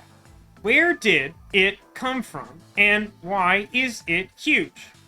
What's going on there? I just asked you to show some self-restraint. Oh, don't worry. I'm the ultimate master detective. I won't cause any trouble for you. Are you sure? What? I'm not so weak that I need some rookie worrying about me. It's got the guitar. Okay. And what else is in there? Like, an entire uncollapsed tent? My powers make me the best there is in deceiving prying eyes. Prying eyes are crowbarring you. Not even the peacekeepers stand a chance. Oh, there's also a dead body in there. That makes sense. Hey, this guy does strike me as the type to, like, stage a crime scene and be like, I'm the ultimate master detective, I solved the crime! Because I killed the guy and I put him there and I know what happened. Deceiving? Oh, fine. I guess I'll put on a special show just for you. Nah, you really don't have to do that, I promise. Please don't do that. No. No. 1 minute. No. Who knows how many days it took God to create the world? But 6. I can change everything in just 1 minute. Check this out. He went in! Look, he literally fits in his backpack. Don't tell me that's just for a guitar. Bag! Mysteriful! I hope he just falls out dead.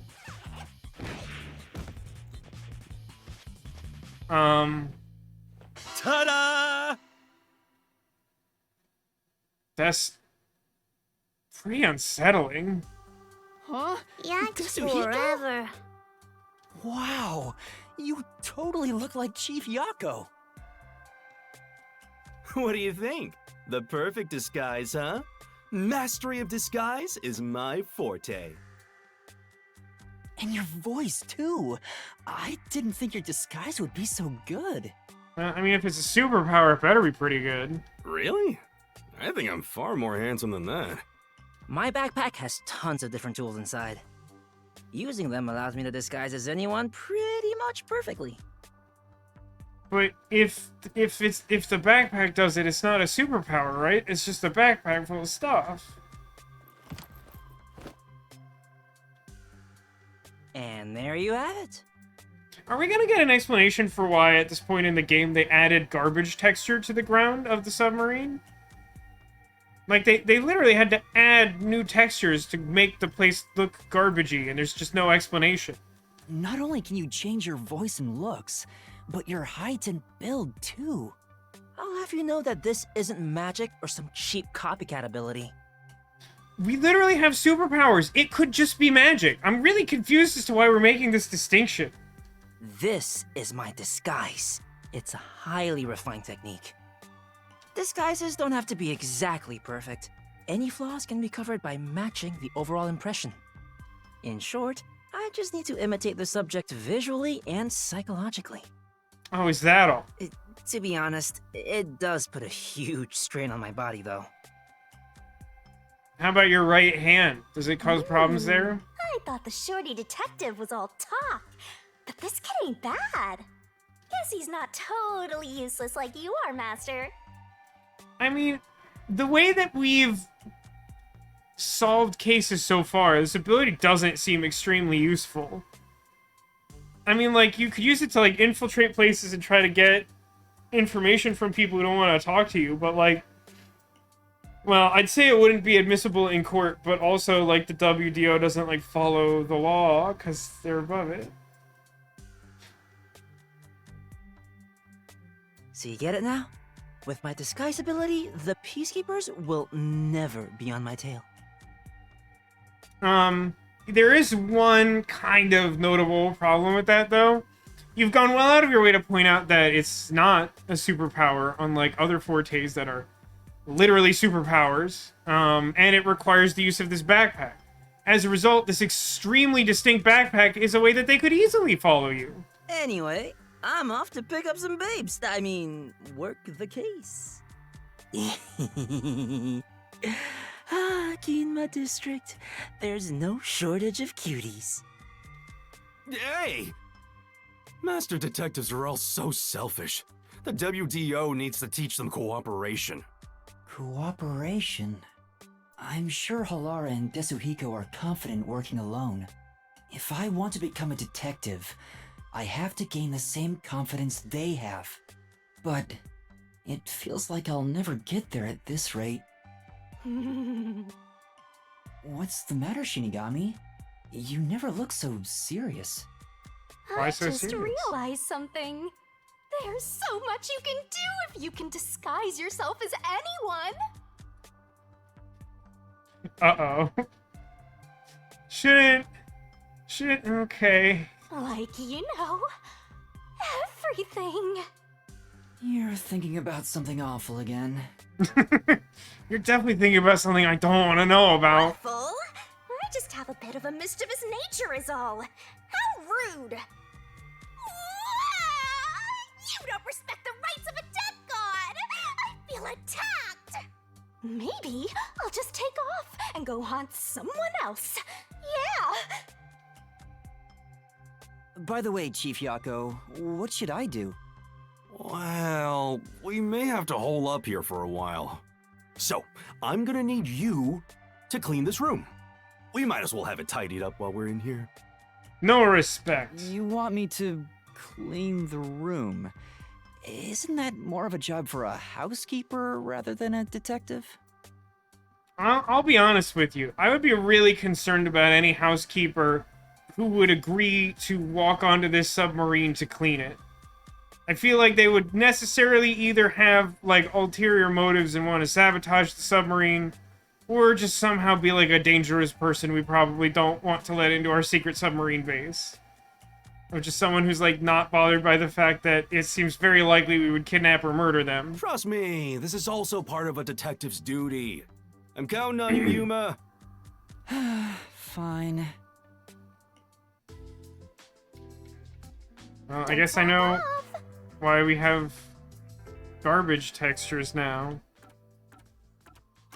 I mean, I feel like that's as good a dramatic cliffhanger as we're likely to get, so we really better save that for next time, huh? This one. That's right. Shh, secret submarine. Oh, that's not, yeah, looks like Dosahiko's the next one, as feared and expected and whatnot.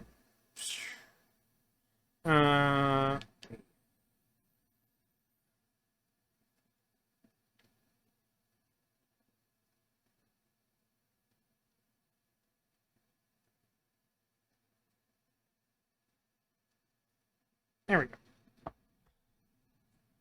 Went back to main menu for neutrality. That was fun. I mean, I don't know. This may just be one of those games that, like, fails to get an overall A grade because it tries so unsuccessfully to do something that could be good that I just can't get past it. But, like, I don't know. I didn't have a terrible time in the first Mystery Labyrinth. The second one was a strain. It was not ideal. But, like, again, we get back to the sort of overworld, and, like, a lot of the dialogue is fun. We have some really good voice acting. Visual style of the game is great. Most of the characters are fun. Like, there's a lot to like about the game. And it's just a question of whether we will find the correct balance as the game goes on, or if we will continue to make sketchy decisions trying to be so clever with these cases that we go around and make them, like, really dumb. So, like, I don't know. Mixed feelings. Like, pretty strong early impressions. Second Labyrinth, not great, but, you know, I've played games that have a worse issue of, like, they stumble and then they never recover. And I don't necessarily get that impression here. I'm not saying that it's, like, definitely going to improve beyond what we dealt with in that Mystery Labyrinth, but, like, all the other merits of the game have held up. It's not like everything has changed. Oh, we'll see. We'll see how it goes. We also have Disco Elysium tomorrow night, 6 p.m. Pacific. So don't miss out on that. It's probably going to be one of, if not the single most eventful installment to date. I'll let you all have a chance to guess where you think Secret Squirtle's hiding if you haven't already. Of course, at the end of each stream, I encourage you to find a secret Squirtle. If you see a Squirtle, that one is not a secret. But otherwise, could be hiding just about anywhere. And if you're able to locate a secret Squirtle, well, it will be an omen of good luck for you in the coming days.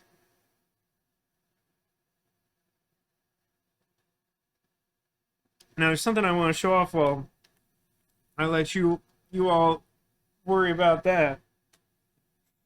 So, I know you all, I don't know, enable is probably not the right word. You have a vested interest in my overindulgence in desserts. And for my dad's birthday last weekend, I brought donuts from the nice place that's near my apartment. And I wanted to show you because there were leftovers. And my dad had, like, a birthday cake and was like, I don't really need all the leftover donuts. So we split them between my sister and I. But I feel like you may want to see this. So I'll be back.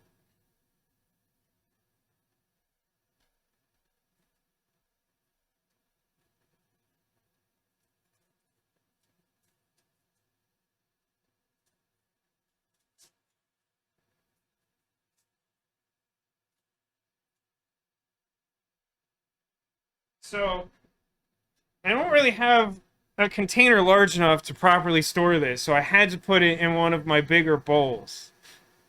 This is one cinnamon bun from Randy's Donuts. This is just one. it's funny because most of the other donuts are somewhere in the ballpark of what you would consider to be like an approximate normal donut size. There's a little bit of variation between the varieties of them in what size they are, but this one's like face size. It's like roughly the size of my face. Nah, it's not a cake. It's one cinnamon bun. Although I will say that I consider this at least two, like serving size of two. Every time I've gotten these, which we've only recently been doing, it is split between two people. It's a lot. I'm just gonna leave that in the bowl. The cinnamon loaf. I mean, it's a little like that. Anyway, let's gather those guesses. I figured you would all enjoy seeing that. Cause like, it's pretty wild. Alright, we got a Pikachu guess, classic. Lorenzo. Carlos, behind Narwhal. Clarification. This Narwhal? One of the upstairs Narwhals? Big Narwhal? I do have a bit of a Narwhal theme. There are many. There are legion. Fennec Fox. Small wall. Small wall. Yeah, okay. I got you, Castlard. Yeah, okay, let's do it.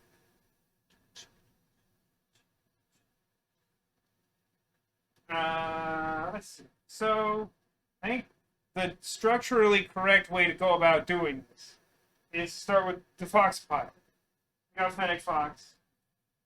We got Tunic Fox.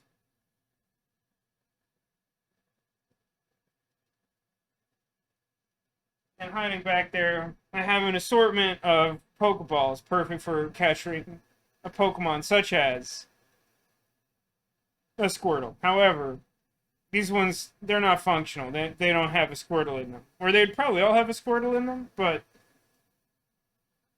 purely decorative.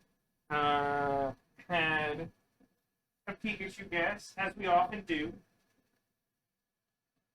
Hiding behind that Pikachu is Hans the Porcupirate, a very good friend, sent by Sarah in chat. Thanks, Sarah. I've gotten a lot of joy from Porcupirate. And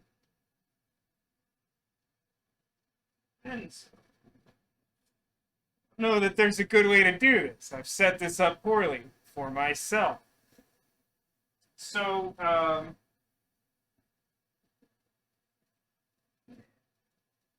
if you can see, hiding there behind Lorenzo is our friend the Concerned Loaf. He's at a bit of an angle there. And the reason that I struggle to move our Narwhal and Carlos to reveal the loaf is because that is the location of our secret Squirtle. I had a couple of people locate that one. Castlarg was eyeing the Narwhal, hiding in front of Squirtle, and Neko guessed Carlos, who is Colossum, was concealing the Squirtle as well. It's the hat on the shiny Driftloon. He's just sitting in the donut. There's no hat on him. Yeah, so thanks to everybody for watching. Thanks for being here. Thanks for being you. I hope to see you again soon.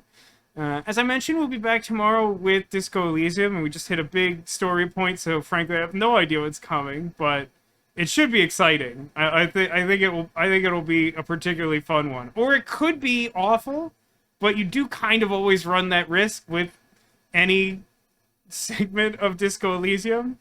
And frankly, it could be both.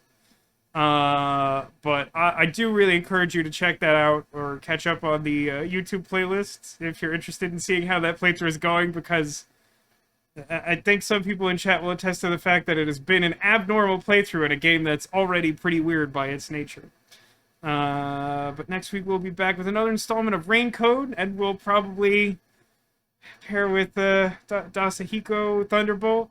I'm really trying to internalize that name so I remember it. It's tough for me. But that will be coming next week. Disco Elysium tomorrow, and then the following Saturday. In the meantime, everybody, take care of yourselves and remember that you are clawsome.